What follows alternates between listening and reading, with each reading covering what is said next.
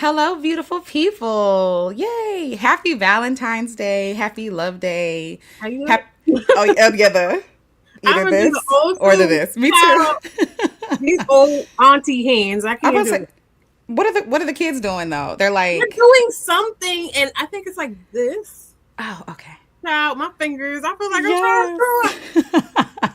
It's Game all good. We'll time. take this. I'm gonna just hit you with this one. Yes, period. That's it. But good morning, everybody. Thank you for being here. Yay.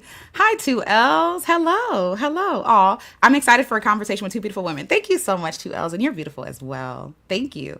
Hi, the other MJ. Yay, two of my favorite ladies on one stream. That makes me happy. This has been a long time coming. I know. By We the always feel way, like we should talk. Yeah, we should talk. I know. It's like it never happens. But I'm happy. I'm happy that it's happening. My life Yeah. has been crazy. Hi, Marissa, Fadi, Mara, Yes. Chrissy. Yes. Hi, VM. Hi, Chrissy. Hi, Mara. Hi. Oh, hello. Hello, Patty. Hello. And hello, Marissa. Yay. Okay. Good morning, everybody. And welcome. I'm going to take off this jacket. I don't even know my tribe. I don't know. So, thought I was going to try to be a little layered. It's hot in here, though. But good morning, everybody. Thank you for being here. Happy Friday. I'll say happy Wednesday. Happy Valentine's Day. Hi, Yolanda. Hi, gorgeous one. We are here for the first iteration of Beautiful Conversations with Beautiful People, and our first guest is Miss Quianna Footman. I'm so Yay! excited. I can't keep my mouth closed. That's a good thing. It's a good Yeah. thing as long as that's joy. But please introduce yourself. Tell us who you are, what you're all about, all the things.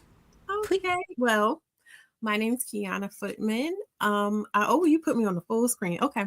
My name's Quianna Footman. I'm known as Vitamin Key on these YouTube streets, and then also Level Up Single Mom. I am a mom.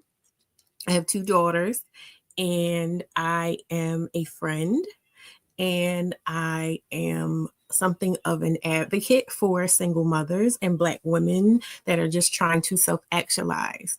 And I talk about like all of the difficulties that we have in trying to do so, all of the stereotypes we come up against, all of the feelings that can kind of get trapped inside and cause even more upset within our experience. So that is who I am. And I'm Alicia's friend. We can't hear I'm steady talking. I said, yay. Thank you for being here. Thank you for being my friend. I appreciate that. I really do.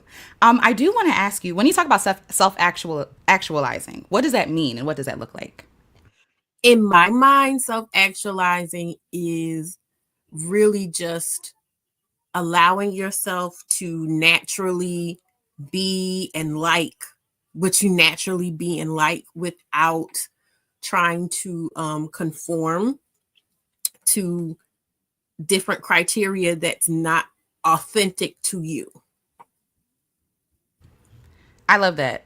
I love that. And I ask that because I think a lot of people in this space or in that space of like self improvement or whatever Mhm. label you want to put on there, they can be complicit in telling us to be everything but who we are in order to be loved, liked, supported. And I love that you're saying like giving yourself almost like permission to be who you are, like all of who you are. I love that. I love that. Okay, so I want to today's love day. We're talking about self love and all these other things, but Yeah. also love, romantic love. Shout out to y'all if y'all doing something romantic. That's exciting. The I way that this day, like the meaning of this day was about to slip past. yes, me too. I keep forgetting till people bring it up. Oh, it's Valentine's Day. Oh. Yes, like, and one thing that I love about you, I love a lot of things about you. I wanted to do the segment called like giving you your flowers. Oh, And so we'll call it, just imagine an intro here and like singing giving you your flowers or whatever it yes. is. Okay. Okay. But one of the things I admire about you is your bravery and it feels like unashamedness. I don't know. Like Mhm. if to me, like there's just like this light that you have that you're like when you walk in a room, it's like I am here, I'm taking up space, right? And Oh, so I love that. I love that about you. I have your book called Level Up. And I want to read the description that you wrote that's on under your bio. And it okay. says, having been incredibly introspective since childhood, she is exceedingly comfortable with her own emotions in a world that devalues them. By combining her aptitude for emotional literacy with her plethora of creative talents, as well as her tendency to soothe and lower the defenses of anyone she meets, she believes she can do her part to help heal her community by holding space for other women to process and heal themselves. Her mantra is, "The legacy you live is the legacy you leave." She strives to live up to that ideology daily. And like, the fact, did you write this, by the way? I did. Okay, no. Shout out That's to Petty, because Petty had bought the book and he was like, why is this in the third? like being official, being This author. done. Okay, don't ask me any Yes. questions. Yes.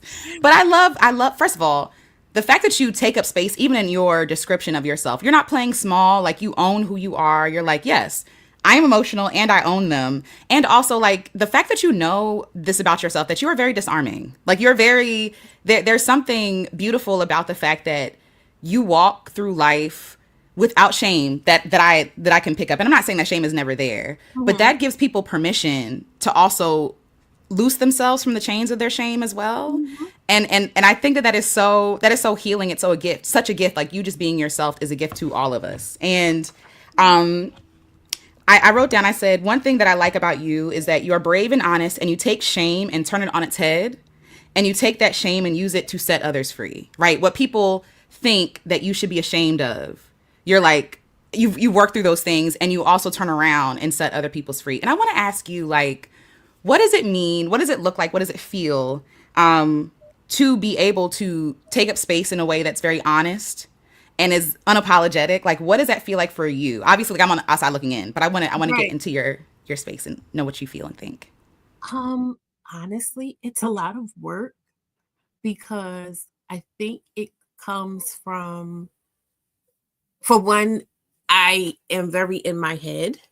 So I feel like I do a lot of mental work of like processing, okay, how am I affecting people and this and that and the other and yada, yada, yada.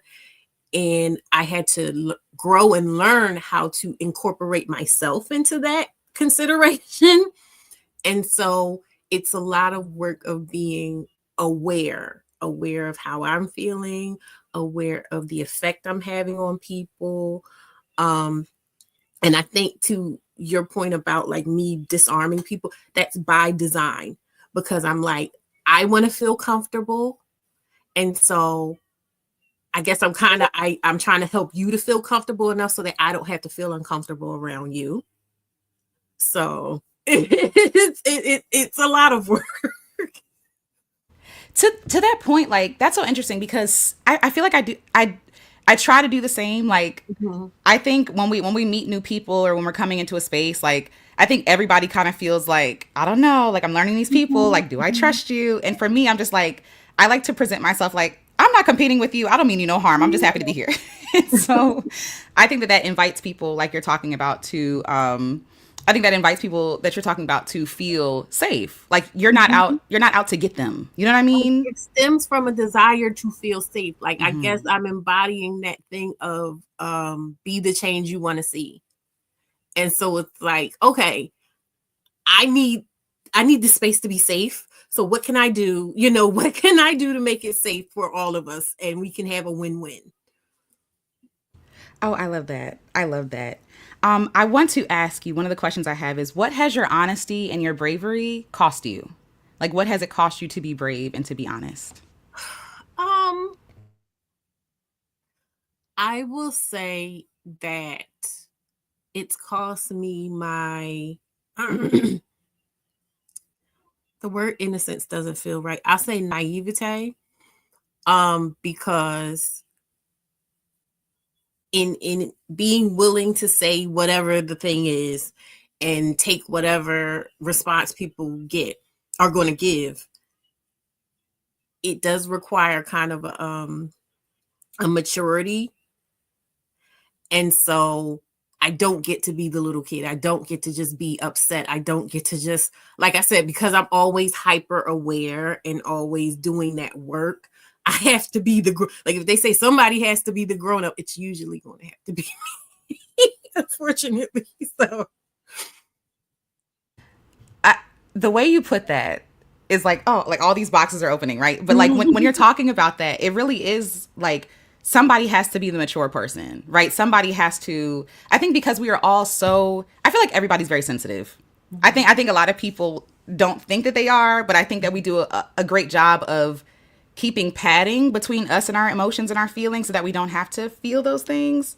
And so I think that a lot of people come like guarded and on guard, right? And I think that sometimes being deeply introspective is kind of lonely because you could be in an argument with someone and they're obviously hurting or triggered or something like that, and you don't want to be offensive, and so like you're having to put down your feelings and you're having to put down your, you know what I mean, like your triggers and things like that, because you're not trying to harm somebody else. You're trying to, in best case scenario, like make to reconcile and to bridge gaps, but not everybody is there with that same intention, and so it could be really frustrating. Yeah. Okay. Another thing I love about you is that you're outspoken, you're bright, you're hilarious, you're brave, you're empathetic, you're creative, you're beautiful, and you're brilliant. But again, that unashamed word is something that sticks out to me when I think about you. And you, yes, what the world may try to convince you to quiet yourself and hide and cower and like cover in shame, you're just like, no, like this is it. And the reason I'm talking about this specifically is this book. Like obviously, yes, in our conversations and things like this, but in your book, like you were so almost like painfully honest. Like you were so, it's not painful in that it hurts or it's harmful. It's painful in that it's like, whoo, like it just rips the cover off of what we try to hide. But also this book is like, I see you. Right. And even though I don't have children and this is about, you know, single motherhood and all these other things, there's still things that I can get from this book. And it's your bravery is what stands out to me. You're also a storyteller. This things that I see about you. You're a storyteller. Yes, you wrote a book, but also like you bring your life to your platforms. Like you bring your stories and your anecdotes and things like that to also, like I said, help to make other people free. Yes. And I think that I really come from the belief that we are walking like holy texts, like all of us are like holy scripture.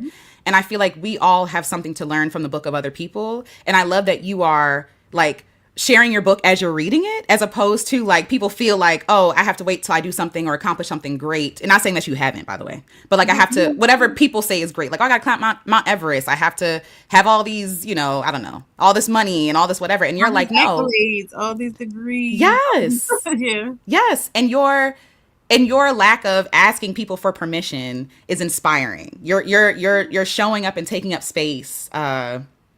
It's really freeing to me, and I'm gushing right now. Like we haven't even got into the episode, but like I admire you, and thank you for being here. Thank you for sharing you with us, even in real time as you're in process. You know.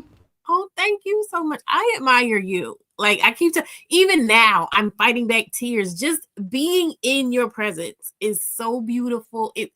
And you unlock, like, I know how to process feelings, but you unlock just feeling, just raw emotion. Like, even when we went to Miami and I was watching you, and it reminded me of, did you ever read, what was that called? It had Queen Latifah and all of them. Bees, something about bees. I saw the movie, but yeah. Okay, and you remember the sister that was just so sensitive and just felt everything. You remind me of her, and like when you were sitting and like rocking and just humming, and I could tell like you were just processing. And then watching Jamal like care for you while it was just so beautiful. Like just being in your presence is just such an experience. I hope you know. And it's healing. Thank you.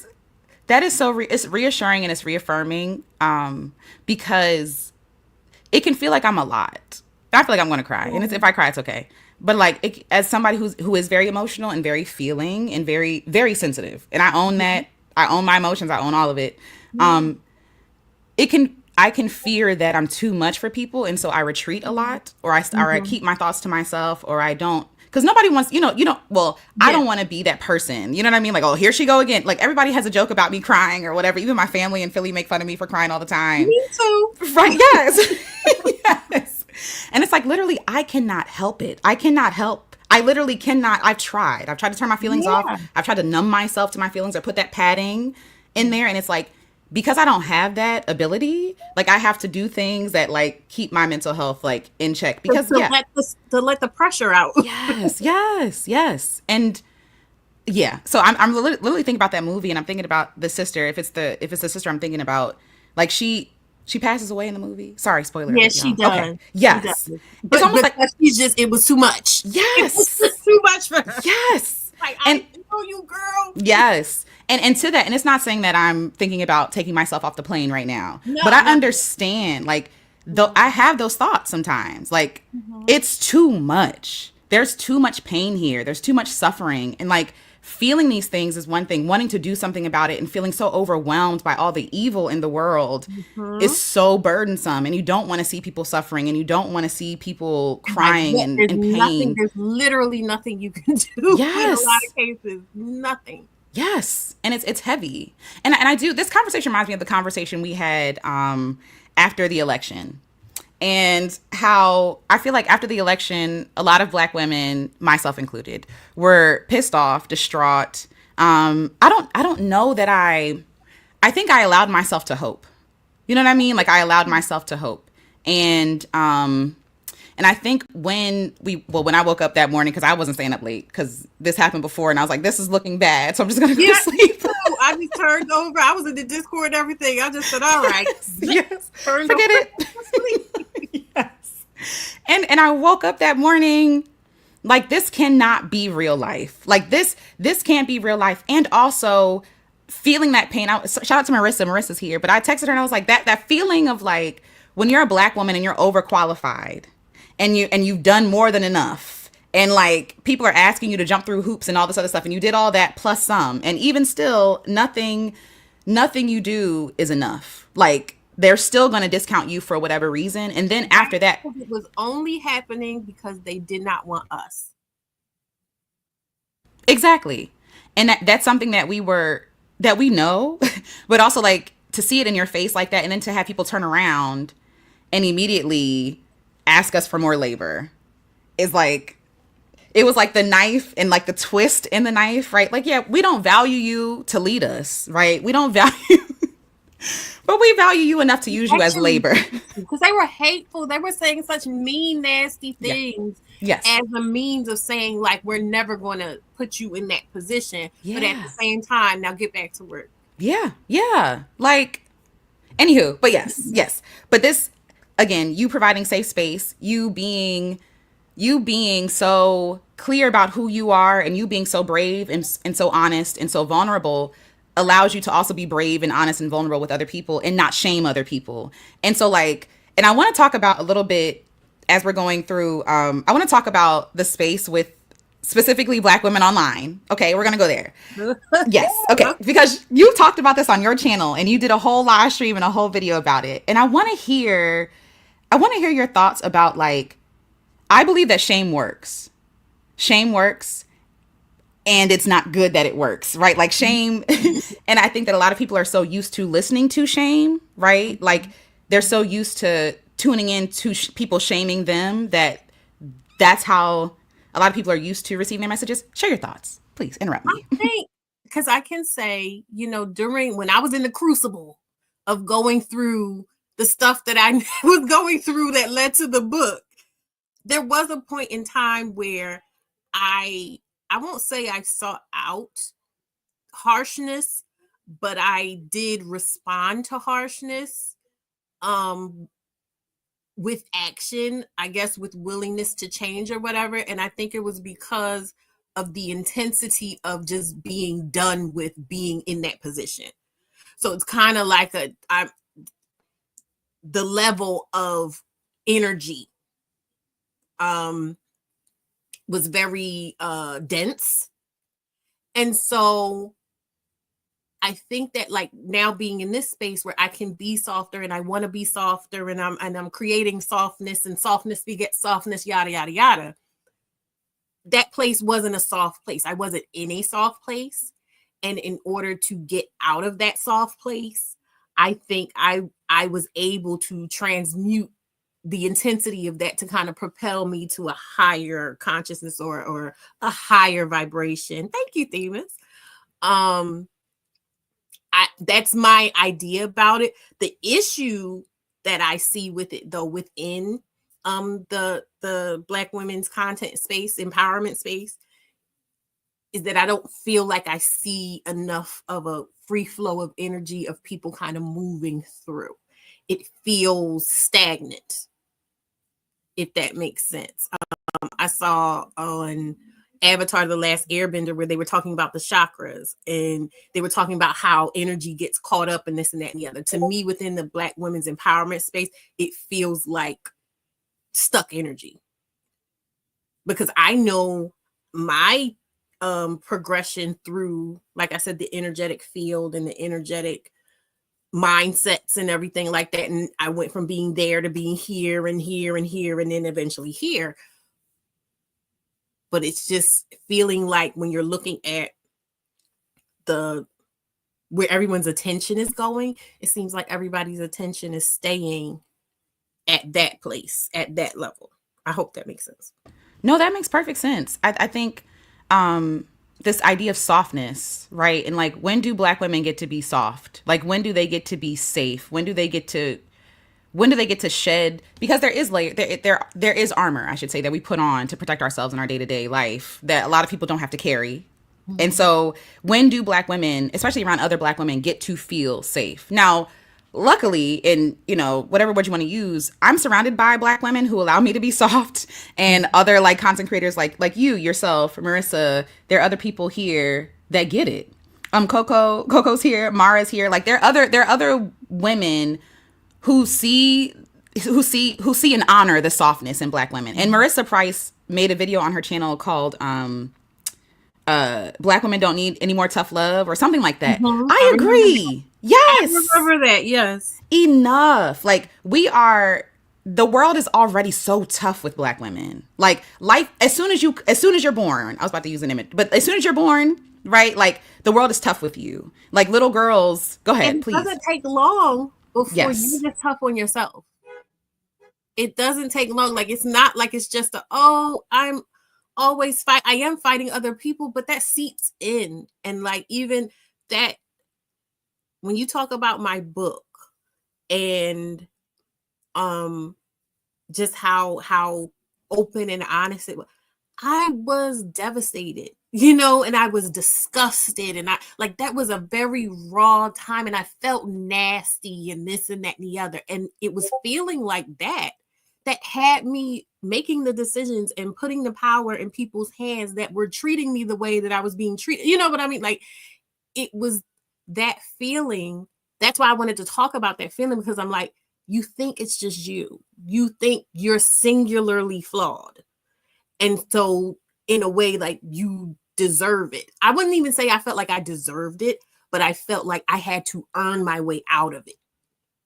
Okay? So that's why it's important to talk about it and to let people know, like, I know exactly how you're feeling. It's not just you. Yeah. You are not that you think you are. You're human. It's a human experience. And this is how we can work through, so that you don't, because it's rooted in the idea that you deserve it. Yeah. What did you feel like you deserved that you were trying to work your way out of? I felt like I made all these wrong decisions. And so now I had to be a grown up and lay in the bed that I made and make the best of it and do the right thing. I came from a family where parenthood is akin to martyrdom. So I had to give up. My life is now over for me. I don't live for me anymore. I live for my child. I was told in no uncertain terms, in every way, and not like always yelled at. Like I said, my family loved me to death, but these were people that also had their own trauma of teen pregnancy and this and that. And you get what I'm saying? So I'm getting told, and I'm thinking this is the way it's supposed to be, because these wonderful, beautiful people that took care of me, this is what parenthood is. It's sacrifice. You can have nothing for yourself. You can believe. And I didn't feel like it was right. And so I had that inside. So I was just at war with myself in every single way. And that's why I talk about authenticity and self-actualization. You have to learn to listen to and trust that you know what's best, even if the people that you know to be your caretakers and the wise people in your life and the people that love you and want the best for you and are telling you what they know is right. You have to learn how to trust yourself, especially once you've betrayed yourself. You know what I mean? By falling so far, by doing the bad thing. And I did the bad thing by becoming a teen single mother. You get what I'm saying? Okay. Did you, how did you give yourself permission to fight out of the box that even like your loved ones, even if in with good intentions, how did you find enough strength to be like, you know what, actually not here. This is not where I lay down and die, so to speak. Like in terms of martyrdom, like I keep living. So it didn't initially look like a triumphant letting reprieve. It didn't look like that at first. At first, it looked like, and this is the word people have bastardized, but it looked like accountability. And accountability in the sense that I was like, okay, I'm sick and tired of being sick and tired. This is not acceptable anymore. What do I need to do? And it was just like, okay, what do I need to do? And then it along with that, it kind of looked like, what if I am the bad guy? Because I think part of it is, like I said, you believe you deserve it, but you're also fighting against that belief. And so it's like, I'm going to work myself into the ground so people don't think I'm lazy. You know what I mean? I'm going to be a helicopter tiger mom on my kid so that people don't think I'm raising the bad kid from the single mother home. So you're really, really hard on yourself. So then it becomes a thing of, okay, what if I am that person? Let me stop fighting the scenario. What if I am that person? Then what? And then you're kind of able to go into, actually, I'm not that person. I'm not that person. And I don't like how this has been going. I don't like how this feels. So now what can we do? How can we change it? And that's why I think it's so horrible when we were talking about like people shaming people and stuff. That's the bastardization of accountability I'm talking about. Because now you can't do what you need to do, because you're not only are you fighting the scenario, you got to fight against these people that are trying to put this extra shame and stuff on you aside from what you already had. So you don't have the bandwidth to work through it. That is almost like, I love that image. I love the image that you're putting there, excuse me, because I think about, yeah, when you're self-surveying, you know what I mean? Like for other people, but also trying to also be in your own life. Like you're trying to anticipate, you're trying to anticipate what other people are going to say, but also like be here right now. Also pay attention to yourself. Also take care of your children. Like that's so much. That's exhausting. And I feel like shame complicates it in what you're talking about, like with accountability. And I hate, at this point, it's a trigger word for me. I hate that word with a passion. They've done it so dirty. Like they made it into such a nasty thing. Yes. It's a weapon. I'll say on my thing, accountability is a tool, not a weapon. But it's always weaponized to the point where immediately you're like, you don't have time. Yeah, because usually people who say that don't really mean accountability. They want blood, right? Like they want to see you suffer. They want to see you down and out. Their like in the way they want to see it. Like it's not even about, okay, what would be best for you? What would give you the most impact or whatever? It's about, no, you need to be crying. You need to be crying. You need to be sad. You need to think that you're never going to have another wonderful day again. Like it's a specific thing they want to see from you, and it is suffering. It's the, like you said, the pleasure in seeing someone else. Because even when I think about accountability, I also think about community. I don't think accountability is never just about a person. Like I think, yes, can a person be accountable for what they did? Yes. But I also think that we don't talk enough about community. And I feel like instead of reaching to help, usually people reach to harm first. It's almost like, because we're always in the survival mode of like trying to be enough, when we see someone else who is not enough, I'm gonna put that in air quotes, based on like society standard of enoughness, it's like we try to put them down, almost like to elevate ourselves, like because we don't want to be that. We don't, like, okay, that's the person that we're looking at and we're pointing our fingers at and saying that's a bad person, so I'm going to join in so that I don't get harmed either, right? But that actually fosters a community where we are harmful to each other. Like accountability is not just, oh, suffer, bleed. Nah, like that's not, first of all, it's not that at all, but it shouldn't be, I should say. But that's what people are using it to mean. But yes. Mm-hmm. I do want to ask you, how are you soft with yourself? Like, how do you provide yourself with softness? How do you give yourself soft opportunities, soft relationship, all these kind of things? I lay down all the time. Like I literally, some stuff I am doing, you think, oh, she's sitting up and she's working so hard. I'm in the bed like this, or like I take a lot of naps.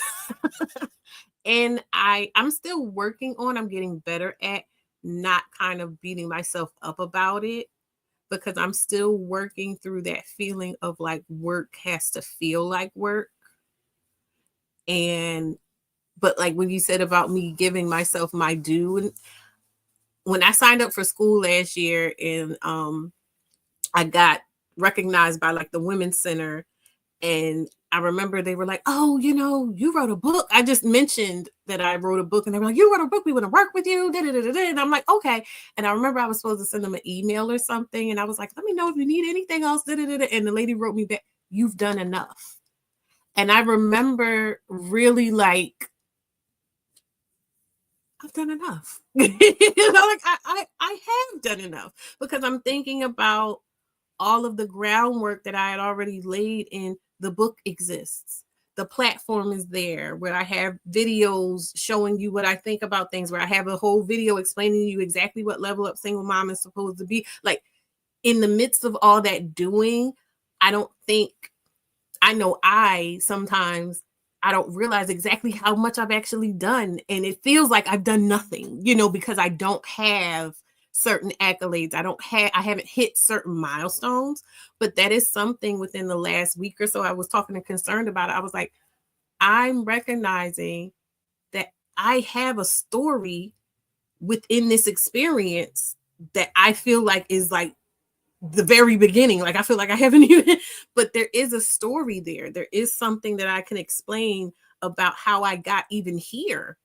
And when I sit back and run it over, I'll go, this is actually a pretty good story. I like this story. And I think, to you talking to me about storytelling, it is about, is it entertaining to you? I think like there's so much lost. People don't recognize that the best way to kind of curate your experience with other people is to really work on that relation to self, and like how you feel in relation to yourself. So like if you can tell yourself a story and you're giggling and sniggling, it's a good, you know what I mean? If you're having fun with you, then I think you can assume that other people will have fun with you, I think. Oh, I love that. And hello, Nicole. Hello. Hi, everybody just joining us. Hello, Bullet Magnet. Hello, Just Ask Char. Yes. Thank you for joining us, y'all. Hello, Lady Purple LP.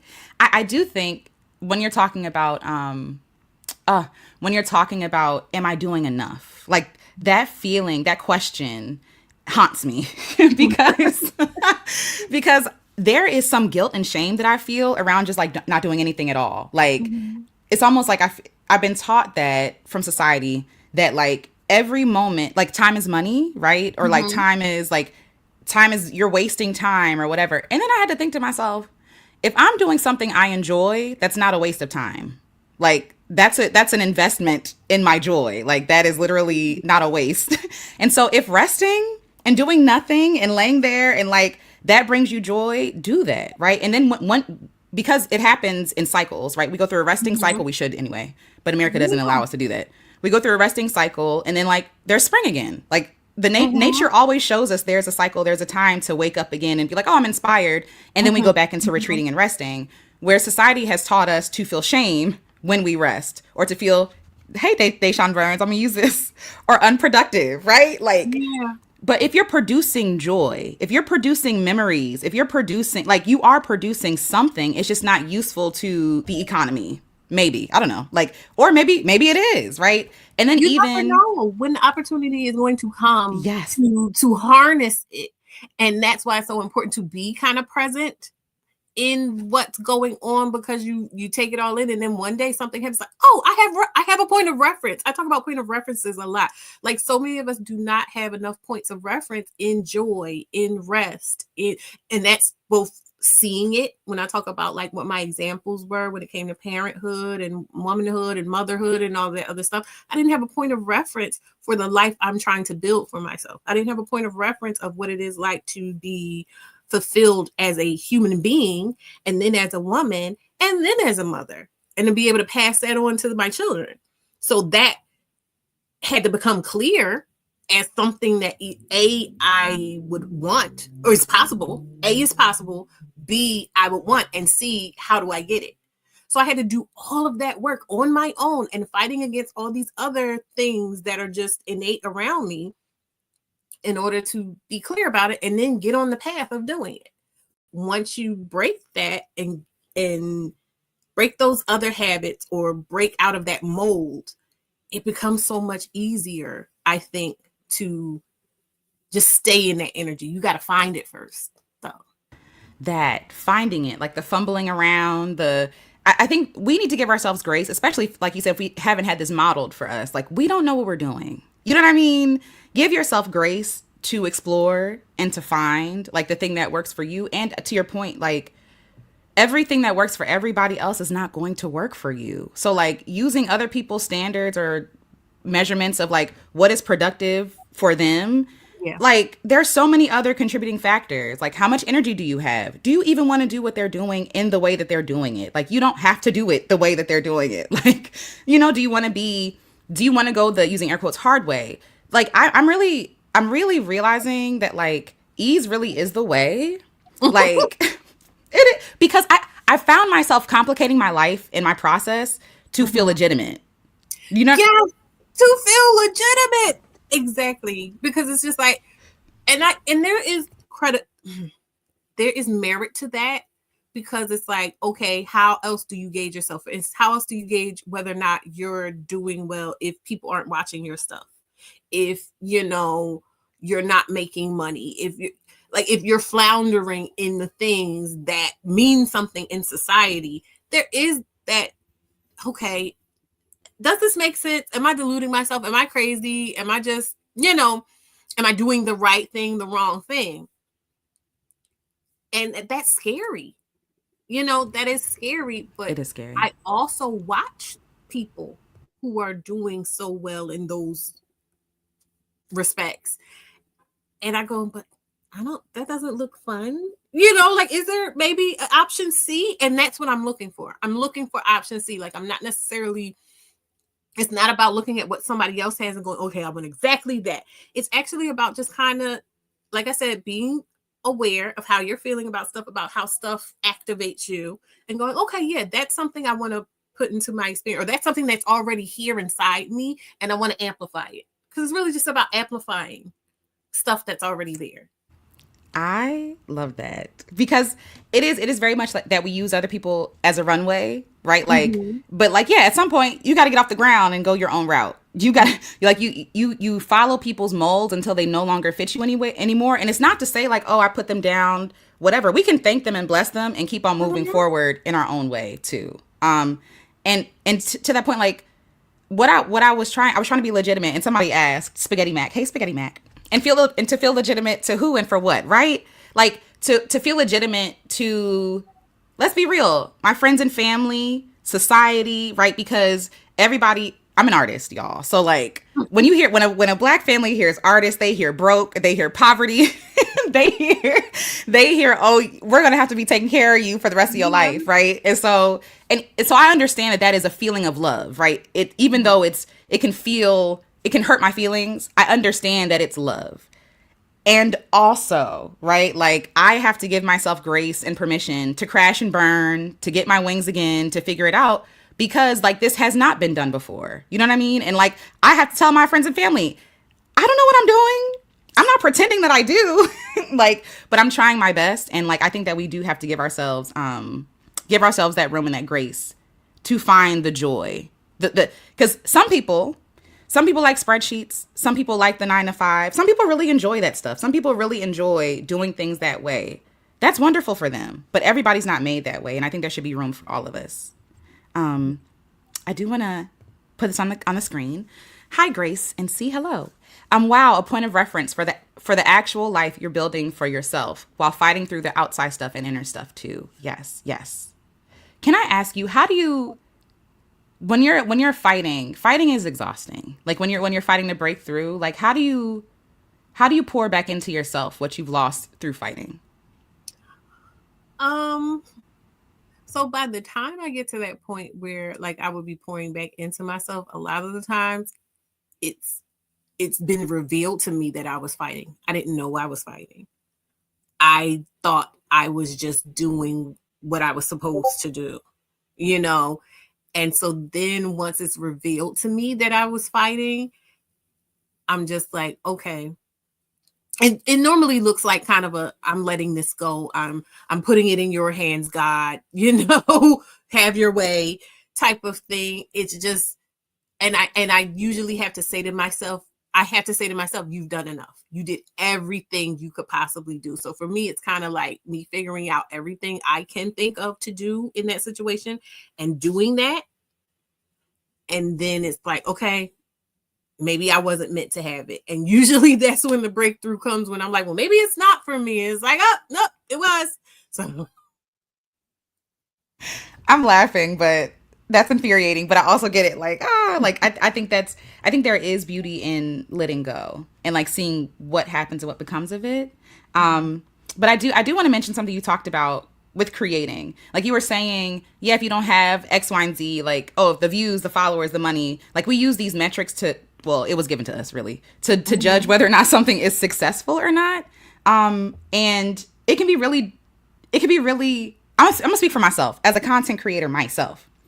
It can feel frustrating when your heart is to help people but also to express yourself and like you have the purest of intentions, when it feels like what is getting the money, views, etc., are the things that are kind of destructive, right? Are the things that are like, I'm gonna say destructive. It's a little strong, but I'll say that. Like, are the shameful things or whatever the things. How do you like how do you, as a content creator yourself, or as an artist, as a writer, all these different things, like how do you keep going? Like how do you, in the face of, does anybody care? Is anybody is anybody listening? Because those are feelings that I feel. Like how do you keep going?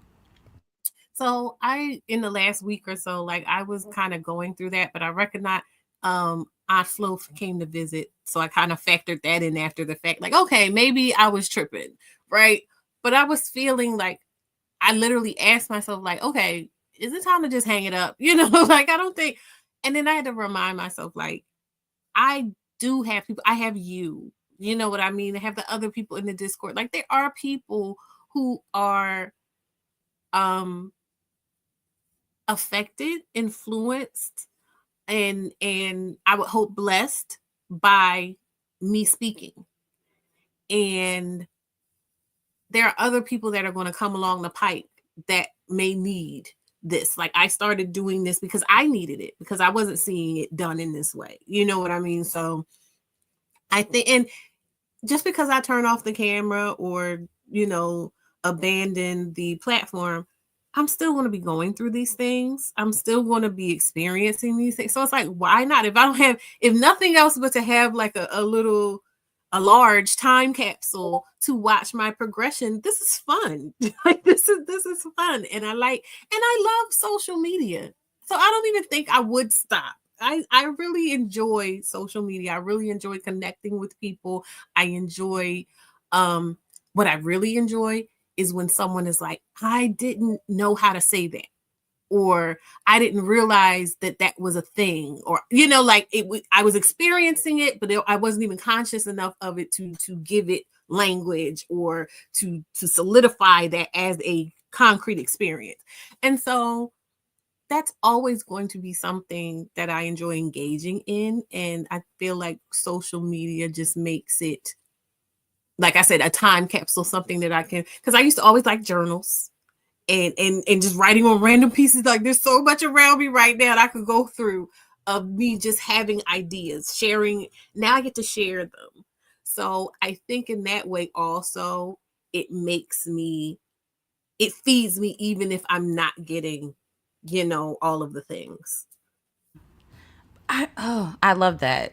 I have a lot of thoughts. I'm sorry. I'm just thinking because even as you're talking about like what you get from it, right? Mhm. Like instead of centering other people and what they get, like does it feed you first? Like does it restore you first? And I feel like yes, some work is work, as in like it takes something out of you, but I also feel like the work that you choose to do, right, should feel on some level, it should feel restorative in some ways. Like it should feel nutritious and nourishing to yourself and to other people. And I'm saying that as a person who sometimes starts my projects like, oh, how can I serve people today? Instead of, no, what do I want to say? Like, what is the fun thing to do? Like, incorporating fun is a big deal. Like, I wrote that down. Like, this is fun. And I think that when people are doing things that aren't fun, it makes it, even though it's taxing by itself, it makes it more taxing. And you lose the reason for why you're doing what you're doing, you We'll know? see it when we're watching, like the people that are, have all the views and stuff, but they seem miserable. Like they just the way they're talking to people, and they're just like so quick to anger and annoyance. But I remember that feeling when I was working in retail. I remember that feeling of just like, I don't want to be here, but I gotta be here. And it's like, so in not having experienced that explosion, I actually kind of get to sit back and watch other people's experience and go, okay, like I said before, yeah, I like that part, not necessarily in love with that part, and try to gauge and watch like how it leads there. And I do think that one of the ways that someone can find themselves in that space is if chasing the algorithm, because the algorithm will have this stuff. I know right now I could do right now today, and probably by definitely by next month this time it would be a whole nother story. But I'm not doing all that. I don't want to do all that. That's not the story I want to tell. That's not the vibe I want to give. It's if you maybe I'm a little more artsy or something. I want this to be like when the legacy you live is the legacy you leave. That's not the legacy I want to leave. I want to leave something a little more refined, if that makes sense. Hi, Confidence with Love. Hello. Thank you for being here. We love you. But yes, I agree with you. I think the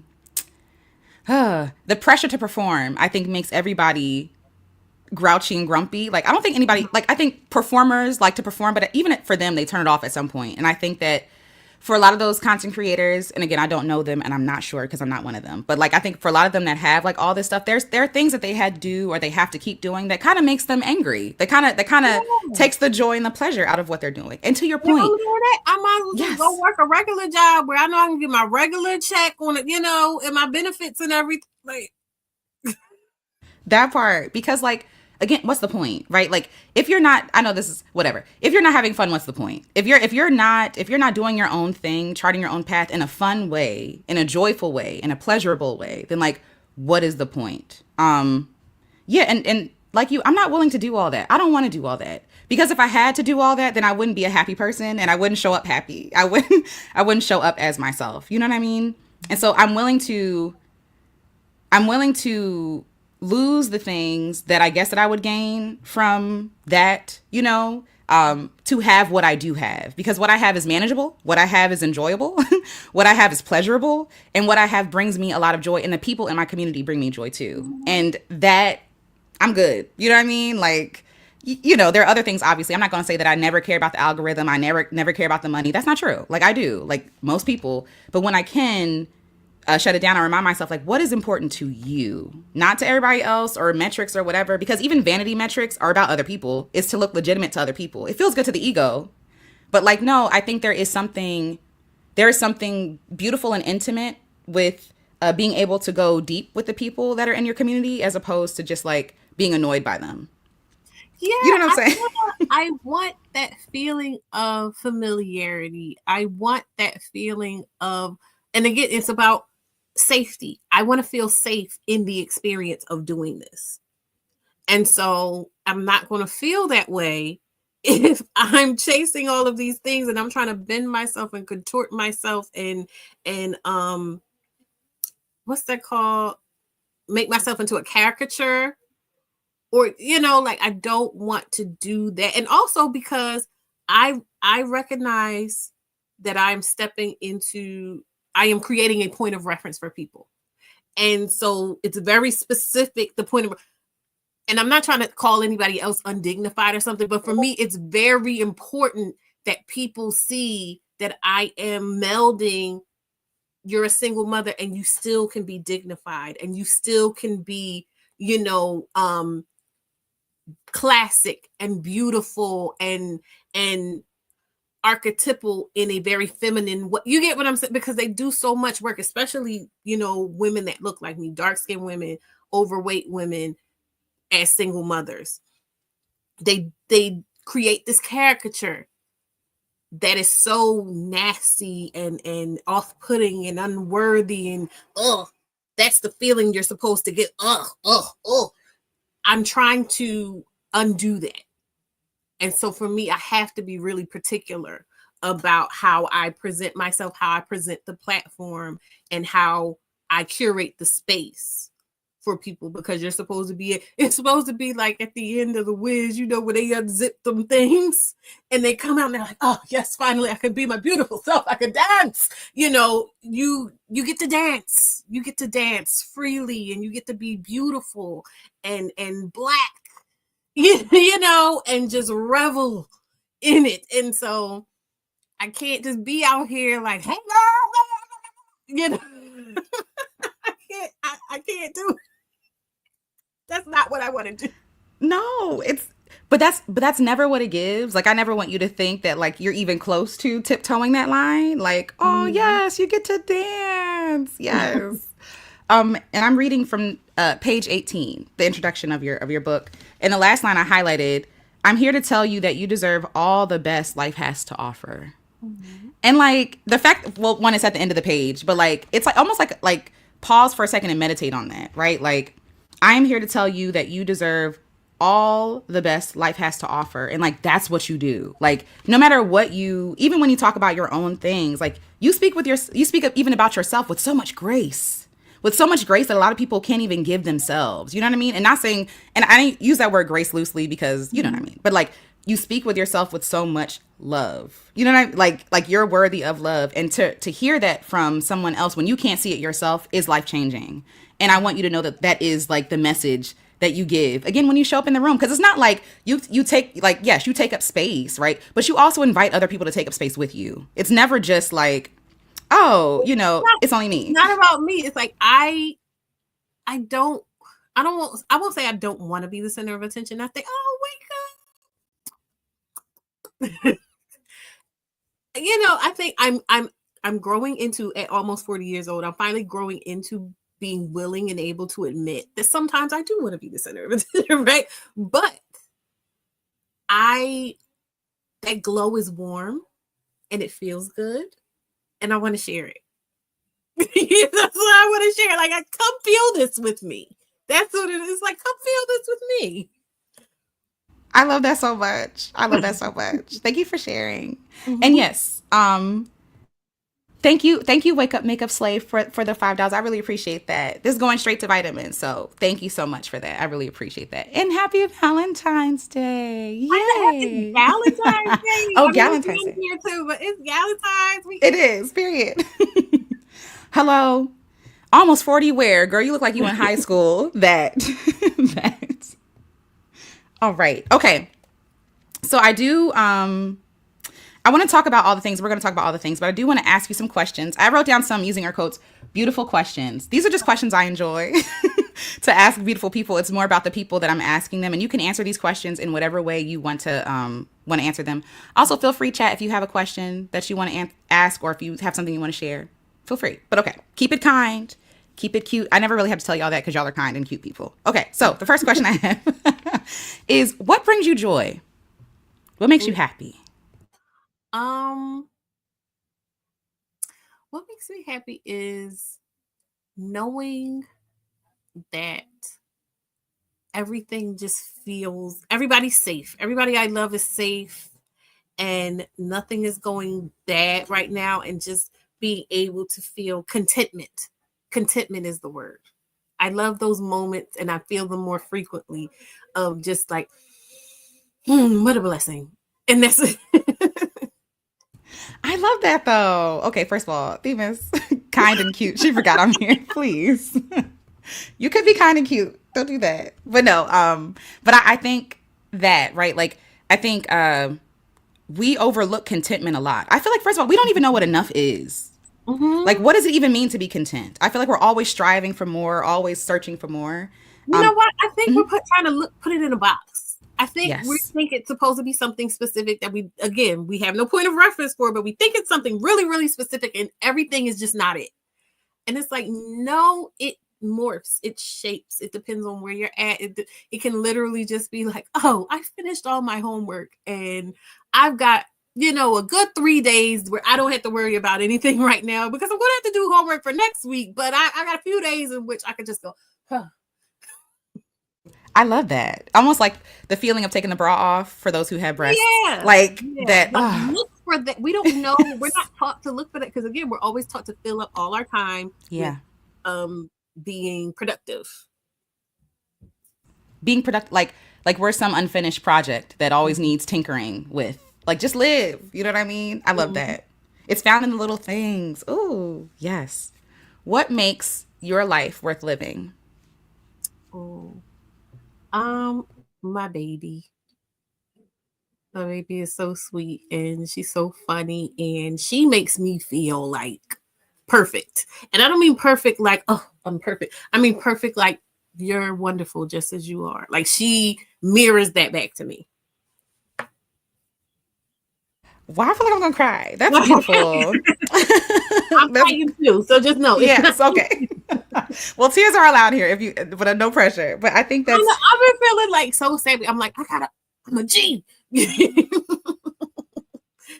I was just like, that's because I could funny. cry all day, every day from the Yeah, stuff we're talking about. Just like, oh, it feels so good. I'm so blessed. yeah, And, like yeah. it'd be too much. I got stuff to do. Yes. No, I got to listen. There be whole days I'd be like, the day is done. I've cried. I've cried a lot today. I don't have any more to give. Yes. Wake up, makeup slay says same vitamin. Ruby is my everything for real, for real. Yes, they're I amazing. love that. And like my oldest daughter, like I said, when I went through the crucible, she was right there with me. And like, so I look at her, she's like she is that validation that like I earned it. Like I worked and her being able, like she's in, where did she say? I think she said they're in Barbados right now. Her and her sister is. So it's just like when I look at her living her life free, no babies, and understanding and having her see me. And I always try to, this is a little bit of a sidebar, but like even when I didn't feel like I was doing the best, I stayed accountable to like the day is going to come when she's going to question me about the choices I made. And so I was always cognizant that it needed to make sense to me what I was doing and why I was doing it. And so to have had those conversations and coming out on the other side of those conversations and having her go, oh, I appreciate you so much. And I see what you were trying to do. And I see, yeah, oh yeah, definitely. Like I know now because you did this, like that gives me joy as well. I love that so much. That's Mm. beautiful. Coco the lawyer, excuse me. Y'all have inspired me. I have 3 book ideas and started outlining 2 black women. Black women. Write listen, write a book, write Yes, it. please. Eventually, not eventually, soon, I'm going to get into like really making content about helping people extract, their experiences into something, whether it's just a blog or a vlog or a book or something, like helping people recognize themselves and their story as a real viable story. Because everybody believes their story is uninteresting until you start telling your story to other people and they're like, "Oh my god." Everybody thinks they're so boring Mhm. until they actually start talking and people reflect back to them. Actually, that's very interesting. So Coco, listen, we're behind you. We're cheering you on. Please, that's exciting. So exciting. Grace says, "Hi, Grace. Ah, yes, it's ever evolving. That's beautiful. Just live in the living. I love that. I love that." Amina says, reminds me of your song, Alicia, one breath at a time. Yeah, each breath is an opportunity to experience contentment and joy. That part. Like, literally living, I live from one breath to the other. Like, I gotta be, dealing with like mental health issues is not fun. There's a lot in And that breath. it's a lot. There's a lot going on in that one breath. Yes. It really, like, thank you for saying, yes, there's so much happening in that breath. That breath can feel like it goes on forever sometimes. Like, and it also feels Yes, like people you. think that like quiet, kind, people, thoughtful people is just, oh, you're just scared. No, I'm working here. Like there's a lot happening here, and here, here. Yes, that counts. There's a lot of stuff that I'm not saying. Because most people just laugh at you. You know what I mean? No matter how they're feeling or whatever, they will just laugh at you, on you, project on you, try to extract from you, this and that and the other. So when you're aware of how you want to feel, I feel like it puts you in that position of being so hyper accountable for everybody else too. And so you find yourself like trying to manage the atmosphere in the room out of a protection type of thing. And so I think what I've been able to kind of do is to trust that to trust myself not to do this so much anymore, but to be more aware as I'm letting stuff out so that it doesn't come out like, you know what I mean? I'm telling you what I feel like you need to know in order to honor myself, in order to honor you, this and that, and the other. It may not be pleasant, to hear whatever. But again, I trust myself enough that I'm doing my due diligence, that I'm not imposing on your dignity by telling you. And that also means that if I feel like it would impose on your dignity in that moment to tell you, then I will. It's exercising maturity and also kindness. Yes, the maturity, the kindness. Like Yes. it's work to be kind. Yes, yes, In it this is. world, with these Yes, people, it is work to be.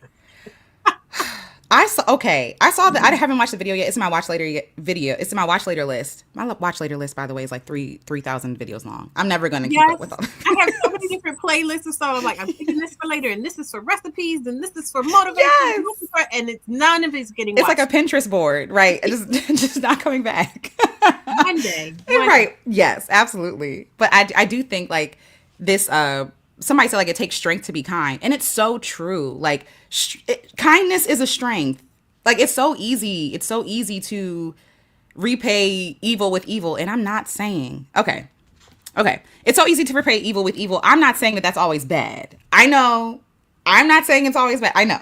But like I think that in order to meet anger, not even anger, but like someone trying to harm you with kindness takes a lot of one self what is the word I'm looking for?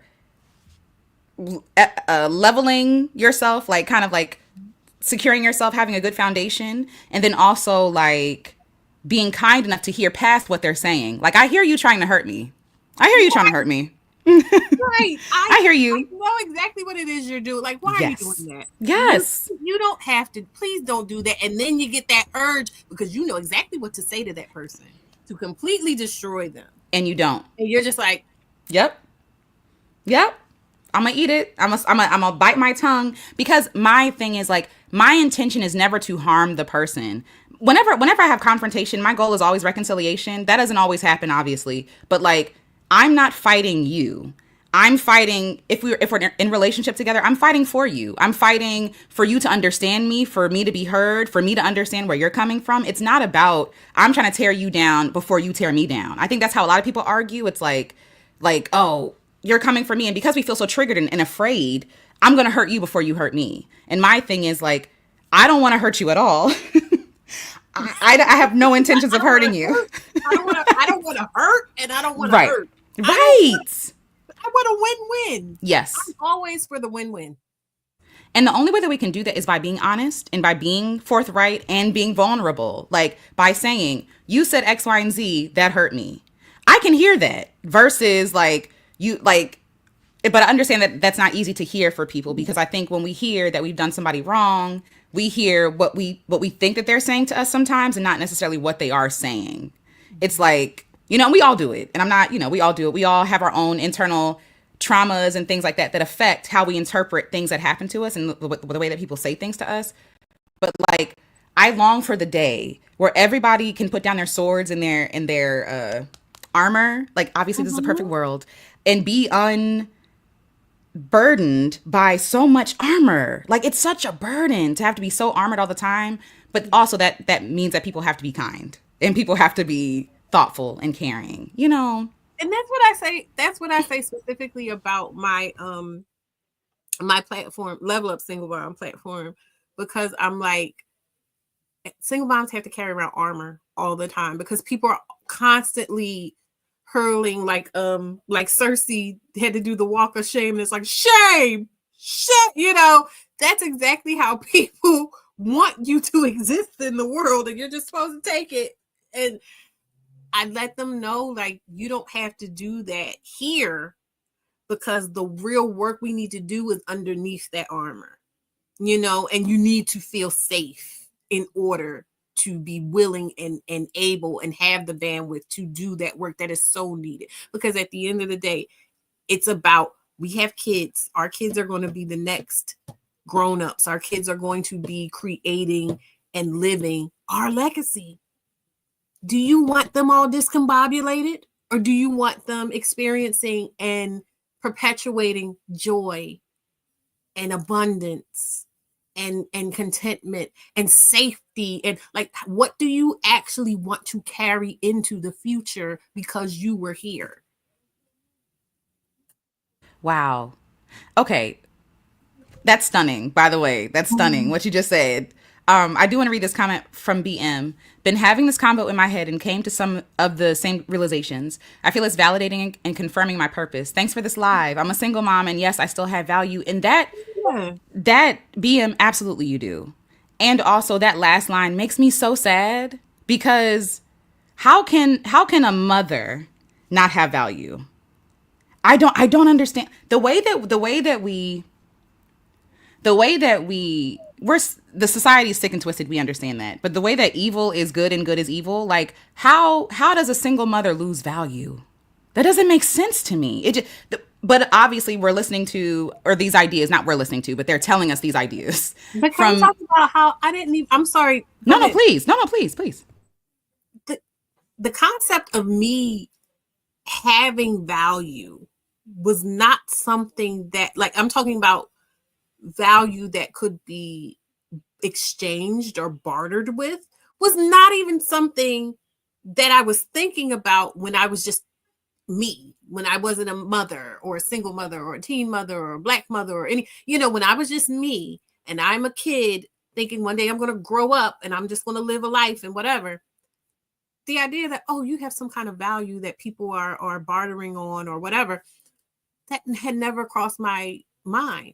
And it wasn't until I recognized I'm about to be a single mother, I call it landmines. All these landmines, these psychic landmines went off in my psyche around, oh, people are going to think this about me, people are going to think that about me, people are going to try to take this from me, people are going to try to do that to me, people are trying to do this to my children. Like, all this stuff happened, and that's how pervasive that it can slip in there, even when you're not aware of it, when you're carefree and you don't think nothing's going on.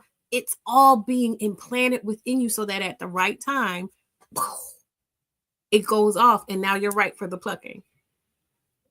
That it's when you say it like that, it's almost like it's intentional, obviously, but like to wear you down, so to speak, like to wear your sense of self down and like your sense of value and worth. Because even I hear things all the time like, oh, the dating market, and like we use very slave like terms to refer to people in relation. Commodification Come of, on. of of stuff that's just supposed to be a part of life. There was something we were talking about, I feel like last night, and I was doing my nails, so I couldn't do the thing. But there's something about the way that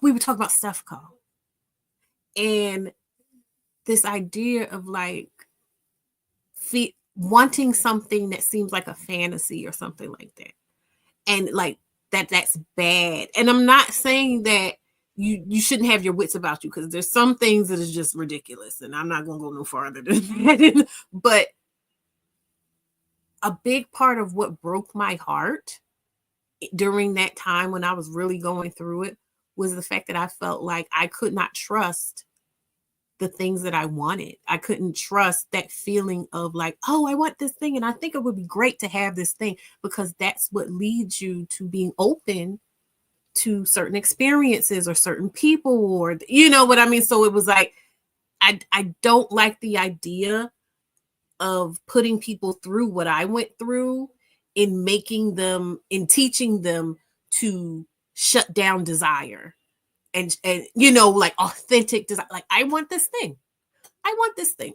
I want this thing. I think it'll be great. I think if I have it, I'll feel this way. And, these are all good feelings. And it doesn't have to be that that'll happen, but just being open to that positivity and the optimism and this and that and the other can lead you to where eventually you'll go. That may not look anything like what you think you're going for. But when I trained myself to shut down, that was a miserable time. I trained myself not to want anything. I trained myself to expect the worst and be fearful. And so it was just a very dark time. Thank you for sharing that also. There's this woman online, she goes by Got to Be Oshun, like got number 2 be Oshun. And one thing she was talking about was like how we were taught, especially Black folks, were raised to not want much because it hurts too much, right? To try to get something and it doesn't work out, or to be devastated by saying this person telling you don't deserve this or you can't have this, right? And so in order to avoid the pain, we don't desire. Like what you're talking about, like we don't desire, we don't want, we don't dream, we don't try. When we have those thoughts that pop up in our minds, we automatically say, oh, that's not going to work because that's not for me, or I can't do this, or and I love that you're being honest about that, because there is, I think, specifically for Black women, there's like this, I call it like a hope deficit, like a hope deficit. I don't know. But like, it takes more energy and hope for a Black woman to dream than anyone else. Sorry, I'm hitting my mic. Than anyone else, because we are Black women, right? And so people are always telling us what we don't deserve. Oh, yay, good, yes. Me too. I'm falling in love with her and her messaging, her content. It's amazing. But like, she also has books and things like that too.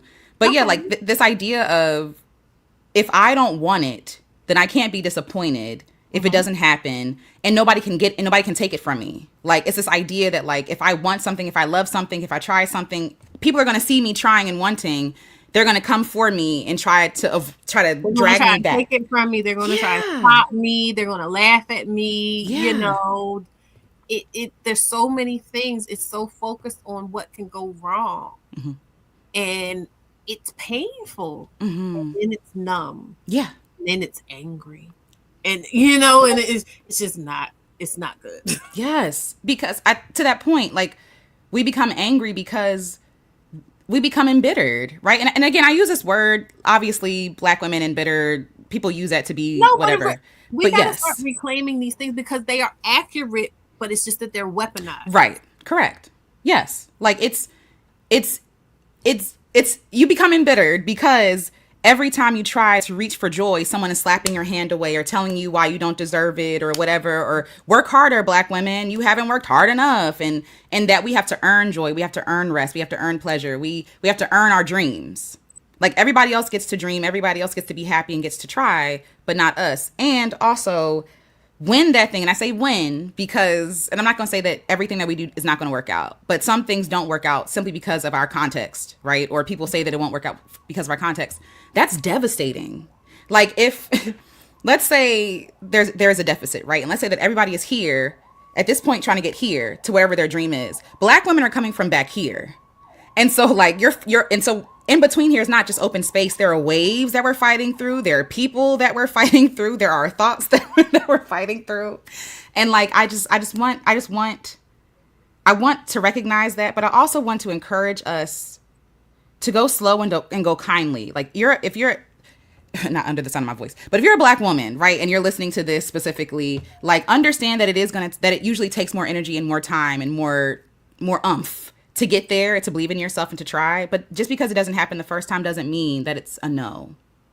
You know what I mean? It doesn't mean that you don't deserve it. It doesn't mean that goodness will never find you. It doesn't mean any of that. It's just that we live in an oppressive system. We live in an oppressive place, and a place that hates us. You know what I mean? And so that means that even our love and our self-love, it takes that much more work. And so when people don't have grace with Black women, it frustrates me and irritates me, because we work so hard just to experience regular, everyday, joyful experiences that people get to experience without even thinking about it. Like, the shame of, can I enjoy myself? If I get caught enjoying myself or resting, someone's going to drag me. If I get caught being, using her air quotes, lazy, someone's going to call me lazy. And I'm a Black woman. So like, what does that mean? And if you have children, right? If you're a single, like, it's even more. And so like, I love that you're creating, again, like a soft landing and a soft place for Black women to be. That's all I wanted to say. But did you have anything you wanted to add to that?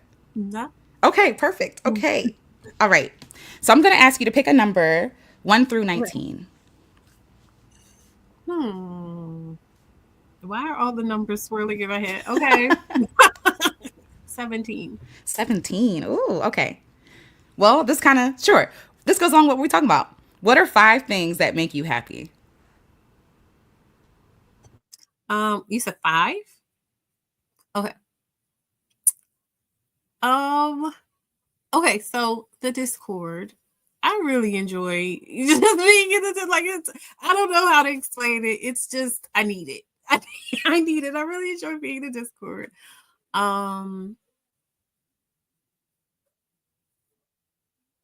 Coziness. Coziness makes me happy. Just like being cozy, feeling cozy, seeing cozy is very, very happy. Makes me happy. Like I said, my daughters make me happy in their own specific ways. My baby daughter, being that she's the one that's with me all the time, she is just the sweetest, most wonderful thing. And like I said, she literally affirms my entire existence. Was that 3 so far? Singing makes me happy. It does. Like when I don't, I love you too, Themis. When I don't sing for a while, every now and then I gotta sing to let the pressure off. And it's like, I literally, singing does something. It resets my, Let me tell you something. vibrations. Let me tell you something. We went to karaoke. Let me tell you something, how Vitamin be singing. Okay. I was like, this voice came out, girl, you sing. But go ahead. I just wanted to add that you sound good. But that means a lot coming from you, because I told you, I'm like, I can sing, like I can just sing along with stuff and maybe do a little bit, but you have your own unique style and your own unique like voice. And so that's something that I would want to be able to do one day, is like literally make a song out of thin air. That's something that I haven't been able to do yet, but I do enjoy the sound coming out and hearing myself and feeling the feelings of whatever song I'm singing. And you can sing too, Nat. I don't understand why people, but I heard you. And I need you to know publicly that I heard you.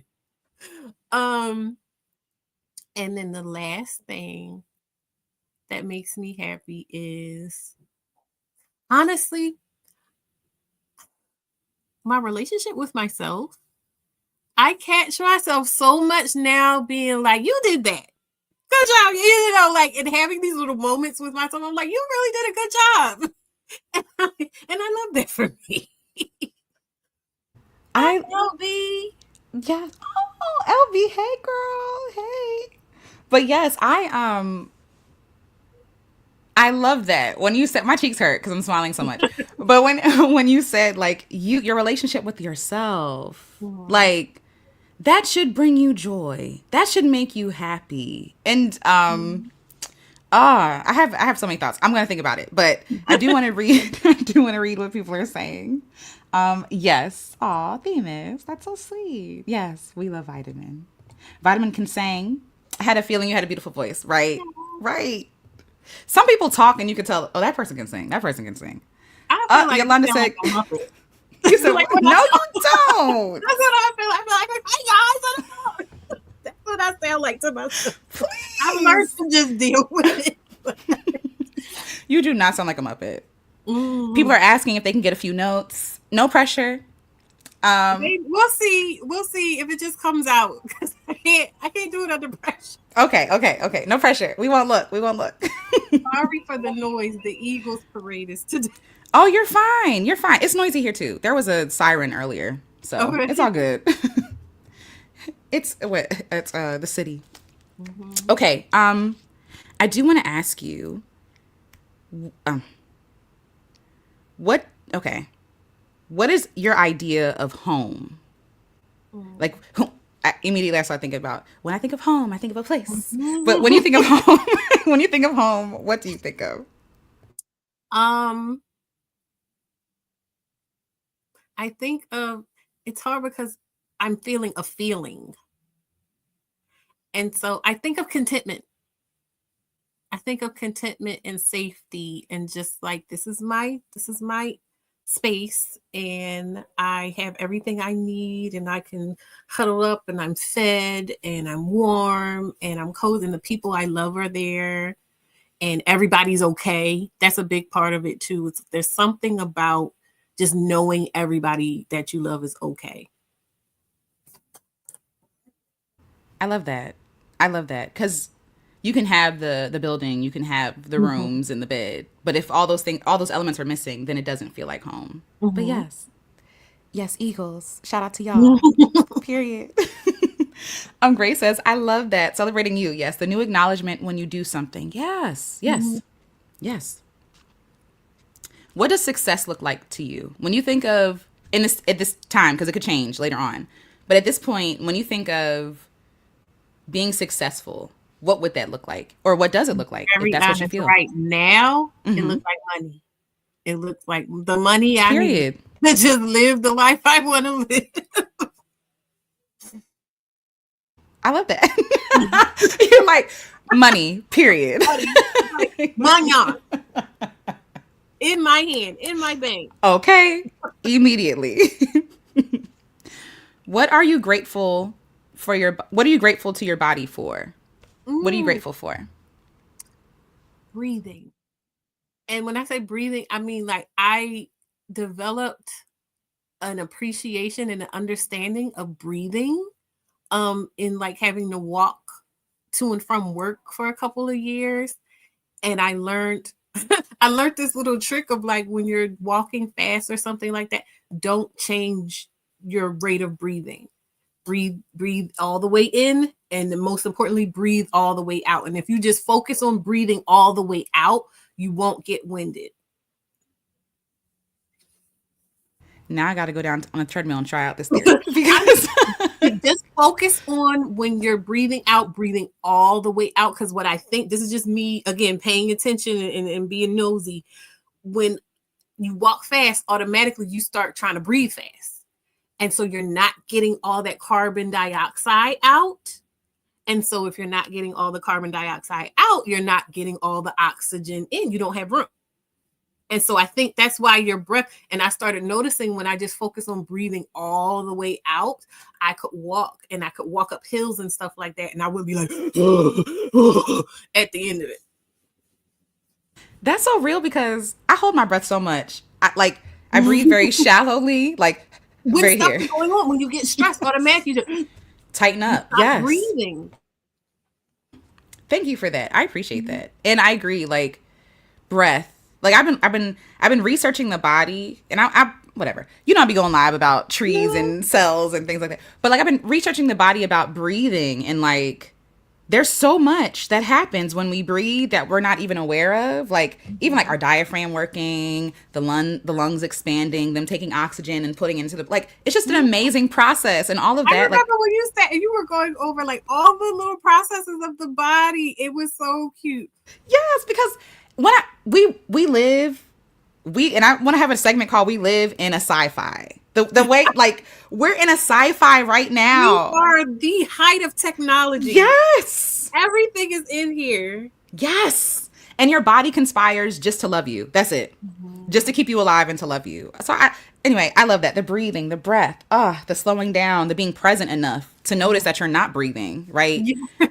Like, oh, no worries. Hi, culture misfit. No worries. Welcome, welcome. Hello, welcome. Oh, no worries. Yeah. Yes. Let me try that part. Breathe deep. Breathe deep, neck. Just breathe. Make sure you get all of your breath out. On the out breaths, just make sure you breathe all the way out, and then you're automatically going to pull in more air. Can we breathe real quick? Is that okay? Can we take a Yes. little breath? Okay. Y'all, we're going to breathe real quick. So we're going to breathe in through our nose and out through our mouth. I'm going to audibly sigh. So if you want to Mm-hmm. audibly sigh, because that feels good to me. Okay. So we're going to, okay, we're going to breathe deep through our nose, filling up our space. Hold it for a second. And then breathe out.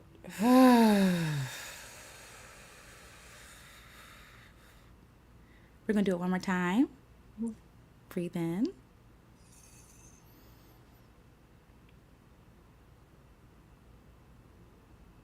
And then breathe out.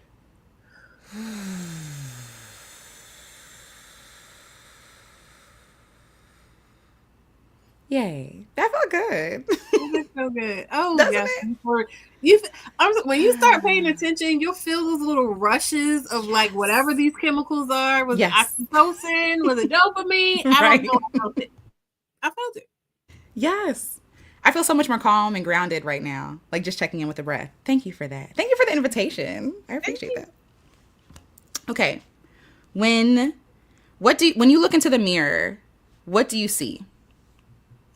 When I look in the mirror, okay, so I'm still being utilitarian about the mirror. When I Okay. look in the mirror, I'm fixing my hair, Period. or I am checking my skin, or whatnot. I very rarely just look at myself.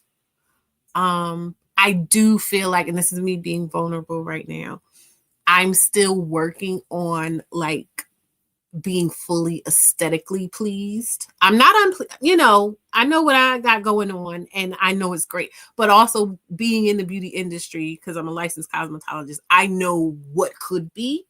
And so that part of me that is aspirational, self-actualizing, feels like there's some work to do there, if that makes sense. So, because when you talk about it, sometimes people automatically go to that place like, oh, she thinks she's ugly. It's like, no, far from that. But I could see a little project going on. I could do a few things. I love that though. And I love that honesty because I think because of shame, a lot of Mm-hmm. people would be afraid to say, "Oh yeah, I'm still working on my self-image," or "I'm still, I'm still working." Same.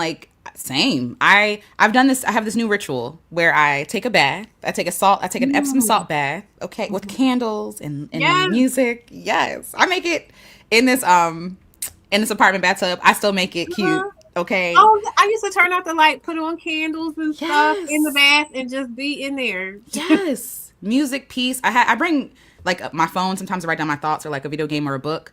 But Mhm. then I get out of the bathtub, I lotion up, I oil my body down, and I look at myself in the mirror, like with the low lights on and the candles or whatever. Mhm. And it makes for a very romantic view of myself and like, oh, okay, body, okay, like I'll even just stay naked for a while, or not like yeah, fully naked, but in my towel yes, or whatever. I'll yeah, just stay naked for until I have yes, to get dressed or whatever.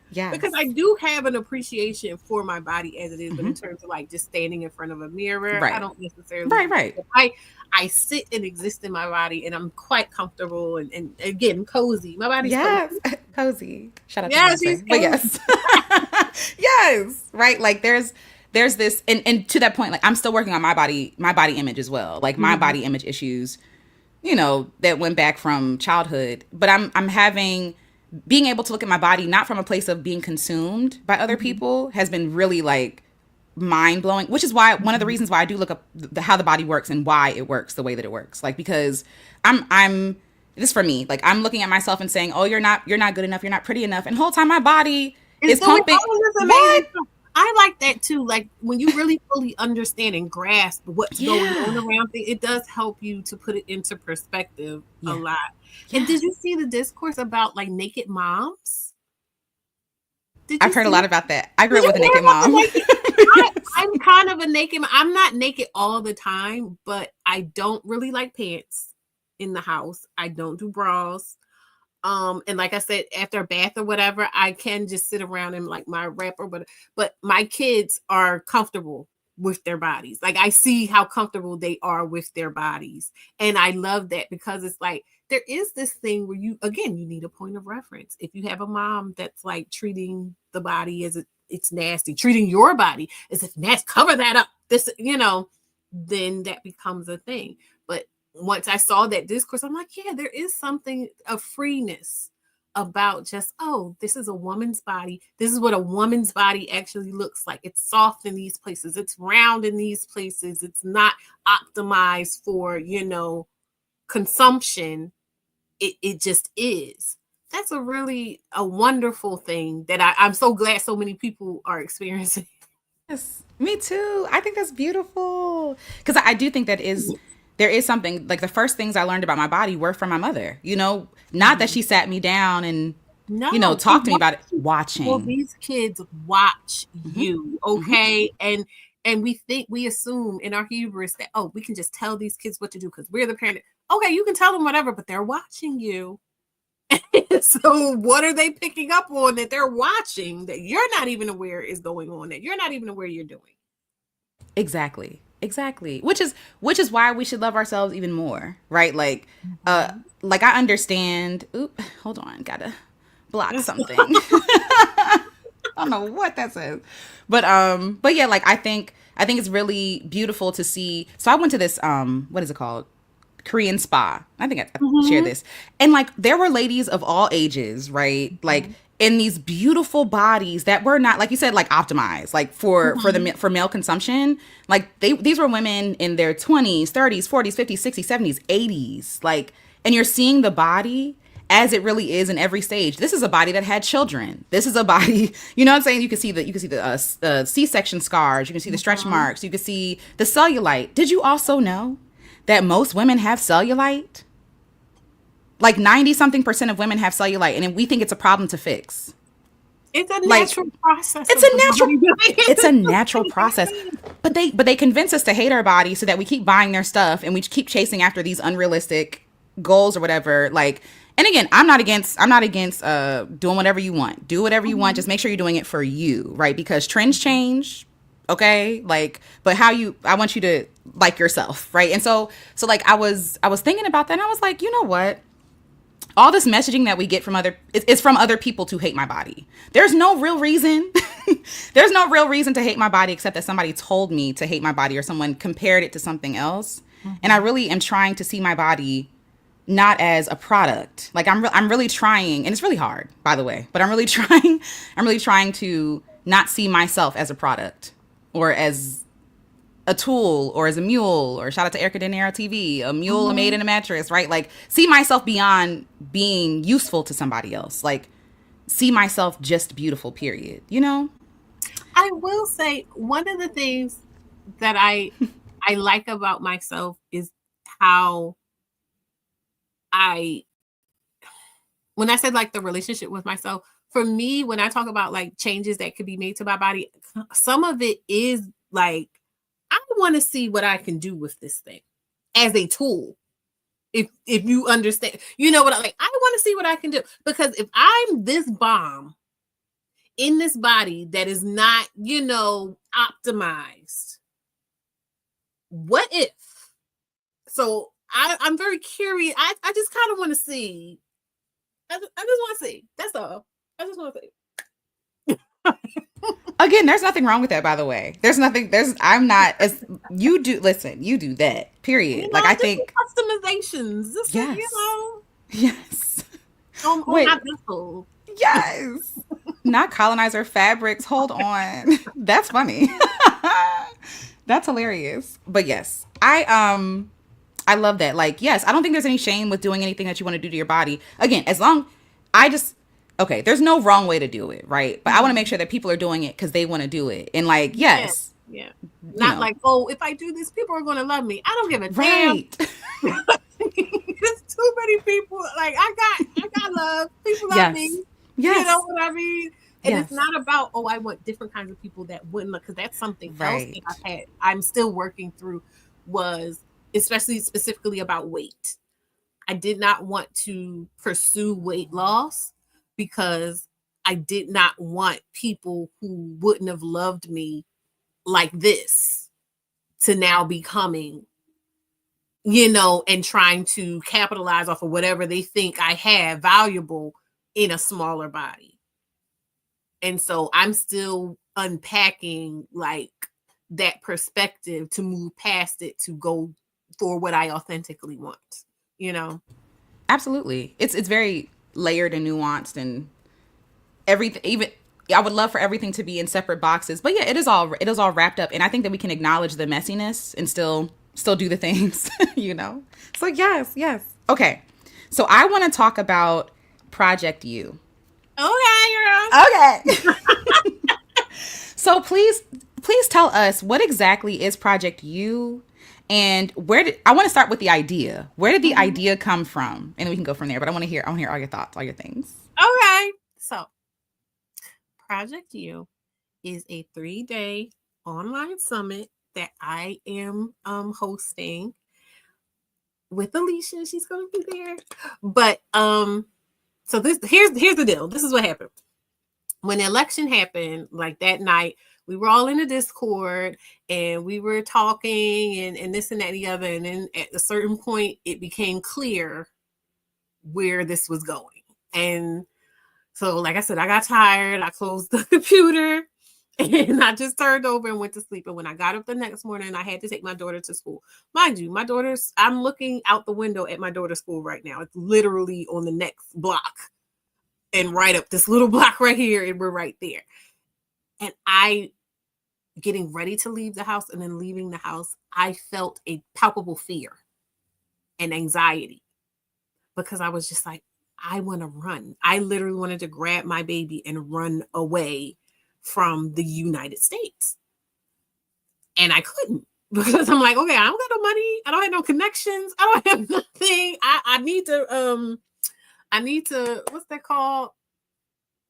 I have a passport, but I need to re-up it, And I'm just like, I'm feeling a lot of things, and they're not good things, and I don't like this feeling and whatever. And then when I came back, I was talking to some of my friends, and they have platforms. One of them has a really, well, not a really, really big, but really big platform, like it has almost 10,000 people on their TikTok. And she was showing us some comments from like a video she had made about the election and everything like that. And the comments were saying exactly what I was feeling. I'm like, okay, so it's not just me. So then I was talking to those same friends. I said, look, you got all these people, paying attention to you. Why don't we put on a summit for those of us? Because, Stephanie Perry, who I love so much, she has her summit about, you want to get out of here? Here's how you get out of here. But there are some people who either financially are not ready to do so or mentally are not ready to do so, whatever it is. What do those people do? So I said, why don't we put on a summit of some solutions that people can put into place right now to feel better, to feel safer, to feel equipped to handle whatever comes our way in this next 4 years. And I called it Project You because, Project 2025 is like, no, forget all that stuff. Project You, it's about you. And it's about tapping into the resources you already have around you, right? And expounding on your knowledge by sharing with your community. So naturally, I reached out to my community, which includes Alecia and Marissa and like all these other amazing. Concerned is there. Concerned is going to be there. Love, Confidence with Love, Deanne, Erica De Niro. It's going to be like, so we're coming together and there's going to be a 3-day thing. The way I conceptualize it, I'm like, okay, we're feeling scared for our safety. So the first day we're going to speak to safety. And that's going to be loved. She's going to be talking about the Pew Pews, aka the Dark Sisters. She calls them Dark Sisters. I think that's so cute. The second day is going to be strategy. So that's when we're going to have Concerned and we're going to have True Mystique and another friend of mine, Dion and Deanne. And who else is going to be there that day? Am I missing somebody? That might just be the 4 people.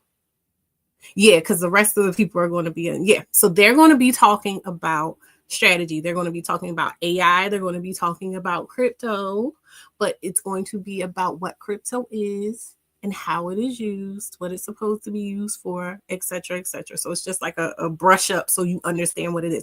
And I want to be clear about this part of it. When we're talking about crypto, Elon Musk and Donald Trump specifically, I don't know about Mark Zuckerberg, but I know Elon Musk and Donald Trump are particularly interested in cryptocurrency. They are the ones in charge. And they're already kind of moving things. They did something, I don't remember exactly what it was, where they're trying to push people into crypto. I say all that to say, you need to know what the heck it is. I'm not saying you need to jump in anything, but you do need to know what it is, because if and when they start mixing stuff up and then your credit cards don't work and everything like that, I'm just saying, I love to be informed about things. I'm a student, and if nothing else. So there's that. And then the last day is going to be about self-care. And I think that's going to be my favorite day. Like, I know I'm just going to be so whatever. So we're going to have Erica De Niro TV. She's going to talk about how to be sovereign in your own life experience. We're going to have a lady called Miss Helen G. She is going to be talking about, I don't remember exactly what hers is going to be about. I know it's called a healing experience. So she's going to be talking about that. Marissa's going to be there. I love Marissa so much. And she's going to be talking about, you know how Marissa talks. She's going to be talking about being blackity, blackity, black. Blackity, black and happy. And then we're going to have Alecia talking about rest. I don't know if she's going to sing or not. I just know she's going to take us out, because my mindset was, okay, we're coming in and our cortisol levels are high and we're like, oh my God, what's going to happen? So that's where we start with the pew pew so we can feel safe. Then we can use a little bit of our brain capacity to learn some new skills we can take into the rest of these 4 years and beyond. And then the last day is to equalize our limbic systems and our cortisol levels and just bring us into homeostasis so we can go back into our regular lives, equipped, safe, and ready for whatever. Love all of it. I am inspired how quickly you went from, which is great, by the way, but how quickly you went from being obviously like sad is the word I'm using, insert angry, disappointed, but like being disappointed in the results of the election, and how you turn that into medicine for good. Like, you saw a need, and it's also speaking to what you were talking about. Like, you already have everything you need. Like, I feel like you're a testament to that, in that, like, oh no, I know people, like, I have community. I have the skills to be able to do that. And I want to honor you, because I know that it takes a lot to put this together. One, to bring an idea out of your head and make it a reality is a big deal. Like, that's huge. To then share that idea with other people, hoping that other people will get on board, is a big deal, and that's huge, right? Can I just say, I have been waiting like this whole time for any one of you to just be like, yeah, no, I'm not going to do it. Every single time. Like, we have our like midway meeting this weekend where we're going to kind of run through. And when I was emailing everybody, I was just waiting for somebody to be like, yeah, I'm not doing it anymore. And I'm just like, everybody's still on board. Everybody still wants to do this. And when I was talking about like being proud of myself, that was the most recent thing I can remember, was being like, I really completed this thing, like from ideation to it's a thing, it's happening. I'm just kind of maintaining right now until we do it. And I'm really proud of myself. I'm really proud of myself. I'm proud of you, and we're all proud of you, by the way. So, people in the comments, I don't know if you can see them, but people, you're killing it. Like, you're doing the thing. And like, I want to ask you, if you want to share, I want to ask you, were there any doubts that you may have come across, or any like roadblocks that you had to overcome in order to keep showing up and to keep going? You could share that if you want to share any of that. For Project You, no. Honestly, and I told somebody, I was like, this process has been so blessed. Like, I literally was like, I have an idea. You guys think it's a good idea? You two people? Yeah, I think it's a good idea. All right, I'm going to reach out to these other people. Do you people think it's, and everything just kind of came together. I will say that I'm recognizing that, like you said, the turnaround time from me just going, hey, this is the idea I have, to let me just do it. That is something that, again, when I look back over my whole story, was something I learned to do and have been able to do from doing that hard, tedious, uncomfortable work of learning how to process my feelings. Because it literally was a matter of processing my feeling to get the good resource commodity inside of it. And that's when I talk about like feelings are so important, because inside of each feeling is a nugget of something that you can use to propel you forward, to fuel you, to inspire you, to lead you, whatever it is, to that next right thing for you in your life's journey. Oh, I love that so much. So I love feelings. I love feelings. I love the emotions. And one of the feelings, so I talked about in one of my videos, was rage, right? Rage and anger. And like there are so many feelings that we've been taught to be ashamed of, or be ashamed of feeling, or like nobody wants to see that. Like they're the ugly feelings, like anger, jealousy, usually because it reflects badly on us as Black women specifically. And so I think that like we bypass a lot of good juicy stuff because we're so unwilling to feel. We're so because of the fear, right, of other people judging us and stuff like that. But like there's so much there. Like there's a reason why you feel enraged about things that you're enraged by. There's a reason why certain things hurt your feelings or breaks your heart, right? Yeah. Like you're tuned to the thing, and you're in tune with the thing. And I think that by trying to, whether spiritually bypass using whatever language or belief that we've been taught, we miss out on so much good. And this is something that feels like, even though it may not have been rage, or you might not use that word to describe it, it still is like anger, disappointment, upsetment. Negative emotion. Yes. Negative And you're emotion. making something beautiful with it, right? Not ignoring the feelings. We're not going to be like, oh, it's not, Yeah. we're not allowed to feel that. It's like, no, I feel this, and because I feel this, I made something beautiful, and I'm sharing it with other people. And I think that's so dope. But yes. So I want to one, I'm going to put the link in the chat again for you all if you want to check out Project You. But I want to ask you, like, what is your main, I don't want to say goal, but like, what do you look forward to most from people getting, what do you look forward to people getting from this the most? Like, what do you look forward to the most from this week, from the weekend coming up? Um, I look forward to that full feeling of completion, of like, I did this thing and I did this whole thing. Like it's a real thing. It happened and I did it, and yay for me. And I'm also looking forward to seeing all of us. I'm looking forward to the experience of the summit, of really like sitting and being able to sit at everybody's feet and listen to everybody all together, and to have it like encapsulated, that moment in time, to be able to refer to it too. Like, so I'm looking forward to experiencing the feeling, and then I'm looking forward to like re-experiencing the feeling. Hi, Sam Marie. Same. Even so, I'm on the last day, but I'm so looking forward to hear what everybody has to say and has to offer. And I'm grateful, number one, that you even asked me to be a part because it's a big deal. But I'm grateful to be surrounded by so many brilliant, hilarious, I keep saying smart, but like seriously, like smart, kind, empathetic, brave, ferocious.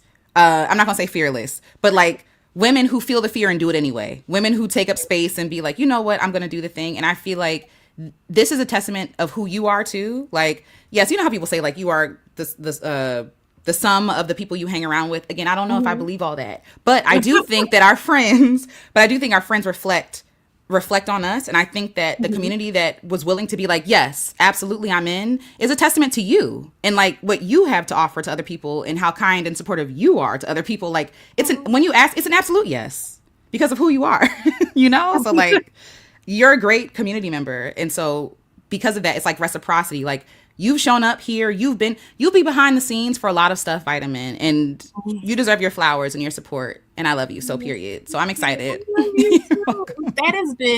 I think that has been the gift that I've gotten from this, is that response from everybody. Like, oh yes, of course, you want to do it. Sure. I trust you. Like that trust means so much to me. It means so much to me. And so that has been the gift. I just want you to know, and everybody who is involved that's maybe watching, that you have blessed me. And I am so grateful. And that's why I'm trying to work so hard to make it what it is. But I do want people to know that the link Alecia has is her link. And the same thing, I will be talking. Sorry, I don't want to steal thunder, but I will be talking with Marissa next week too. And she has her own link. So if you use It's any not of the speakers' links, it's not stealing thunder. I Like, know it's that's fine. it's etiquette thing. I'm just Push all that away. We love Marissa here. Marissa, yes, period. we love Marissa. Friend So of the channel. And I also want everyone to know. Yeah, we yeah. love you. We all love me, including me. But everybody has their own link, so and they get 75% of what you pay to go to the summit. So just so you know, you are supporting these creators when you use their links.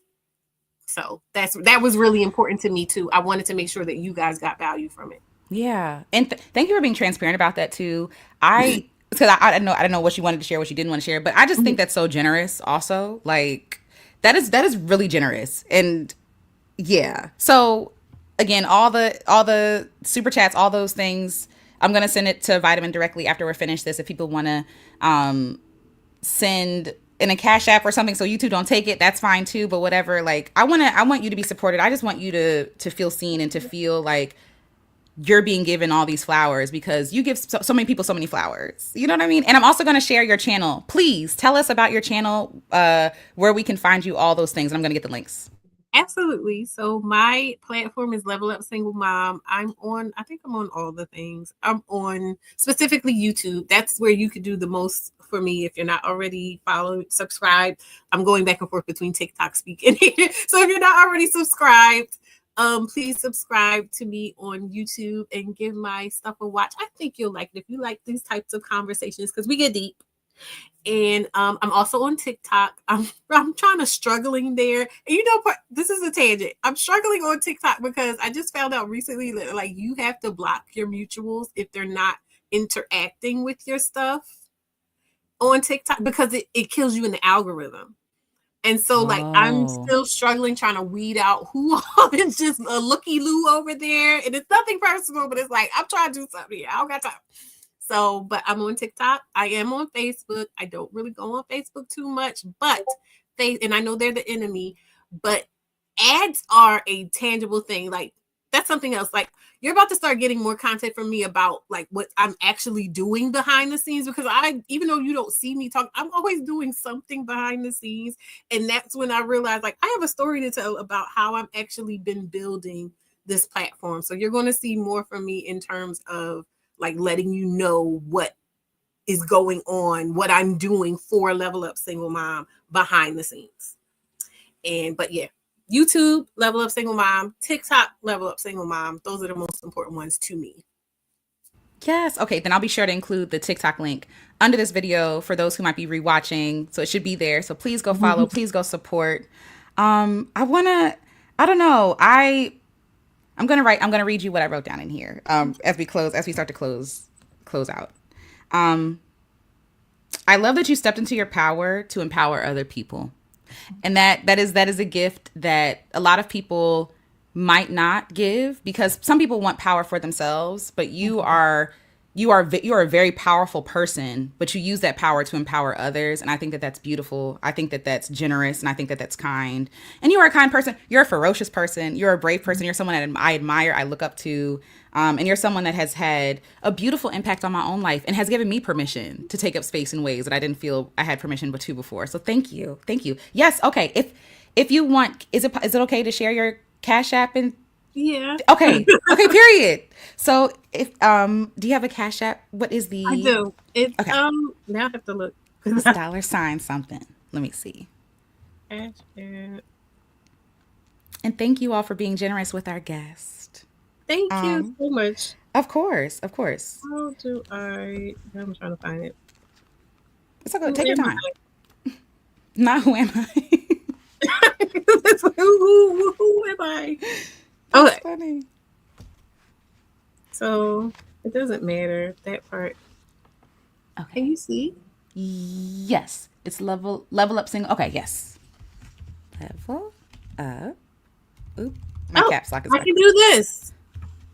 Oh, you're fancy. Period. If you I all am can get listen. I am a MacGyver. I love it. Yes. I'm a tinker fairy. Yes. Oh, thank you, 2Ls. Yes, 2L said get your QR code. Yes, thank you so much. All right. So as we close, I'm like, I do want to ask you another question, but we've been here long enough. But I do want to thank you for your time. Yeah, none of your questions, because all I we're gonna know. do is go into the discussion. And to talk about it, right? oh, oh, 2L say, can you hold it there? Hold the QR code there for a second, please. I sure can. Thank you. Yay. Thank you all. We believe in supporting. We believe in supporting great work. We believe in supporting great people. Um, but I guess I'll close with this. I guess I'll close with this fun question. To me, it's fun. But what Mhm. are 5 of your favorite sites or your favorite views? Views like to see, to Yeah, to sit see. and Sorry. look at. Yeah. So I love a beach. I love a beach view. Um, Anything with sunshine and nature, for real, for real. Um, I like nice warm sunshine. I like greenery. Um, Maybe a few select animals. Um, I I love flowers. I take a lot of pictures of flowers. Like when I'm out and I just see beautiful flowers, I'll take pictures of them. And that's 3, right? Okay. Some good food, like some really a nice, like put a nice spread in front of me. Love that. Love that. And I would say, um, again, the people I love just around me, content, happy, safe, fed, warm and cozy. Oh, I love that so much. I love Mhm. it so much. Thank you so much. I keep calling you Quianna. Thank you. I keep saying Oh, vitamin. Thank you, Quianna, for showing up, for being here. Oh, thank you for inviting me. you I see do that? love your cat, my cat niece. I do love my. I have many cat nieces. I love all my cat nieces and nephews. yes. yes. Oh, that's beautiful. Oh, thank you, Grace. So my Cash App is $Alecia Renece, all one word. So that's me. But thanks. I appreciate that. But thank you for being here, Vitamin. Thank you for sharing your morning with us, your time on this great Galentine's Day. I do want to ask you before we close, if you could leave a word of affirmation. That sounds really intense, but really, I just want Mhm. you to what would you tell yourself? What is something you needed to hear a month ago? A month ago? Okay. That makes it like if you'd be like, oh, back in the day, I'd be like, oh, sure, whatever. But a month ago, that's intimate. But I will um people care. People do care. I love that. That's gonna make me cry. I know That's beautiful. I've been fighting tears all the time. But that's what we do. That's our thing, yeah, right? yeah, it is. Thank you so much. I needed to hear that. Thank you. Yeah. I appreciate that. Well, I love you. Thank you so I much for being love here. you. Anything else you want to share with the piece before we head on out? I really enjoyed being here. Yeah.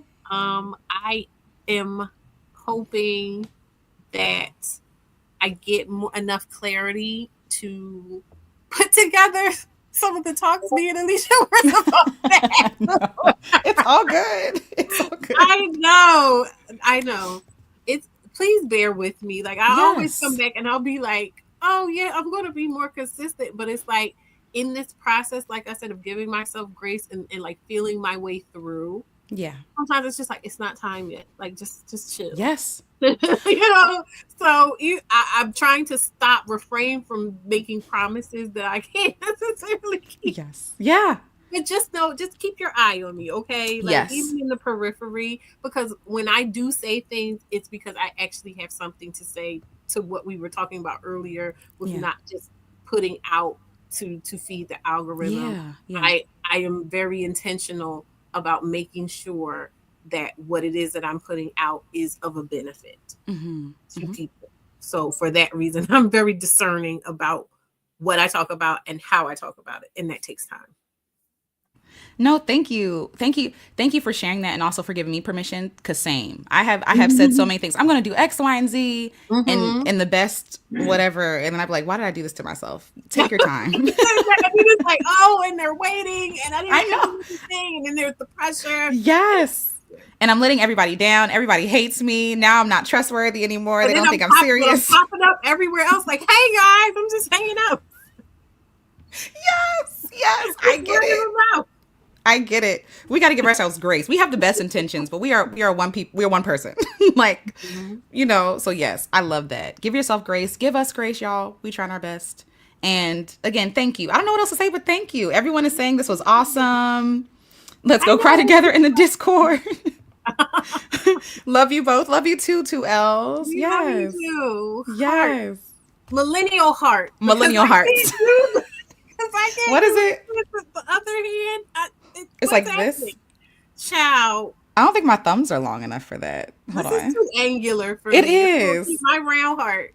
My round heart. My round Thank heart. you. Right, exactly. Millennial hearts for everyone. Millennial hearts all around. But yes, thank you so much for spending time with us. I love you, Vitamin. Thank you. And I will see you after we end this. We'll probably see each other right soon. here. Okay. But yes, you all have a wonderful, wonderful. Yes, thank you for the hearts and the love. Thank you, KMC. Thank you, Chica. Just do the thumb hearts. This is the other one. It's like this. It's always something. It's always. Thank you, Chica. This is accessible for most. My hands don't work. But yes, that's cute. But yes, much love to you all. Love on yourselves today. Love on yourselves. Give yourself all the things. Pour into yourself. Pour into yourself. And then whatever is on the overflow, share with other people around you. Okay? We love you. We see you. And until next time, thank you, Vitamin, for joining us for Beautiful Conversations with Beautiful People. I'll probably change the title based on what we talked about. But enjoy yourselves and have a good weekend. All right, filled with love. Colorful. Look at us. Yes. So nice. All right, y'all. Love you guys. Have a great day and a great weekend. Bye. Yay. Aw. I'm happy.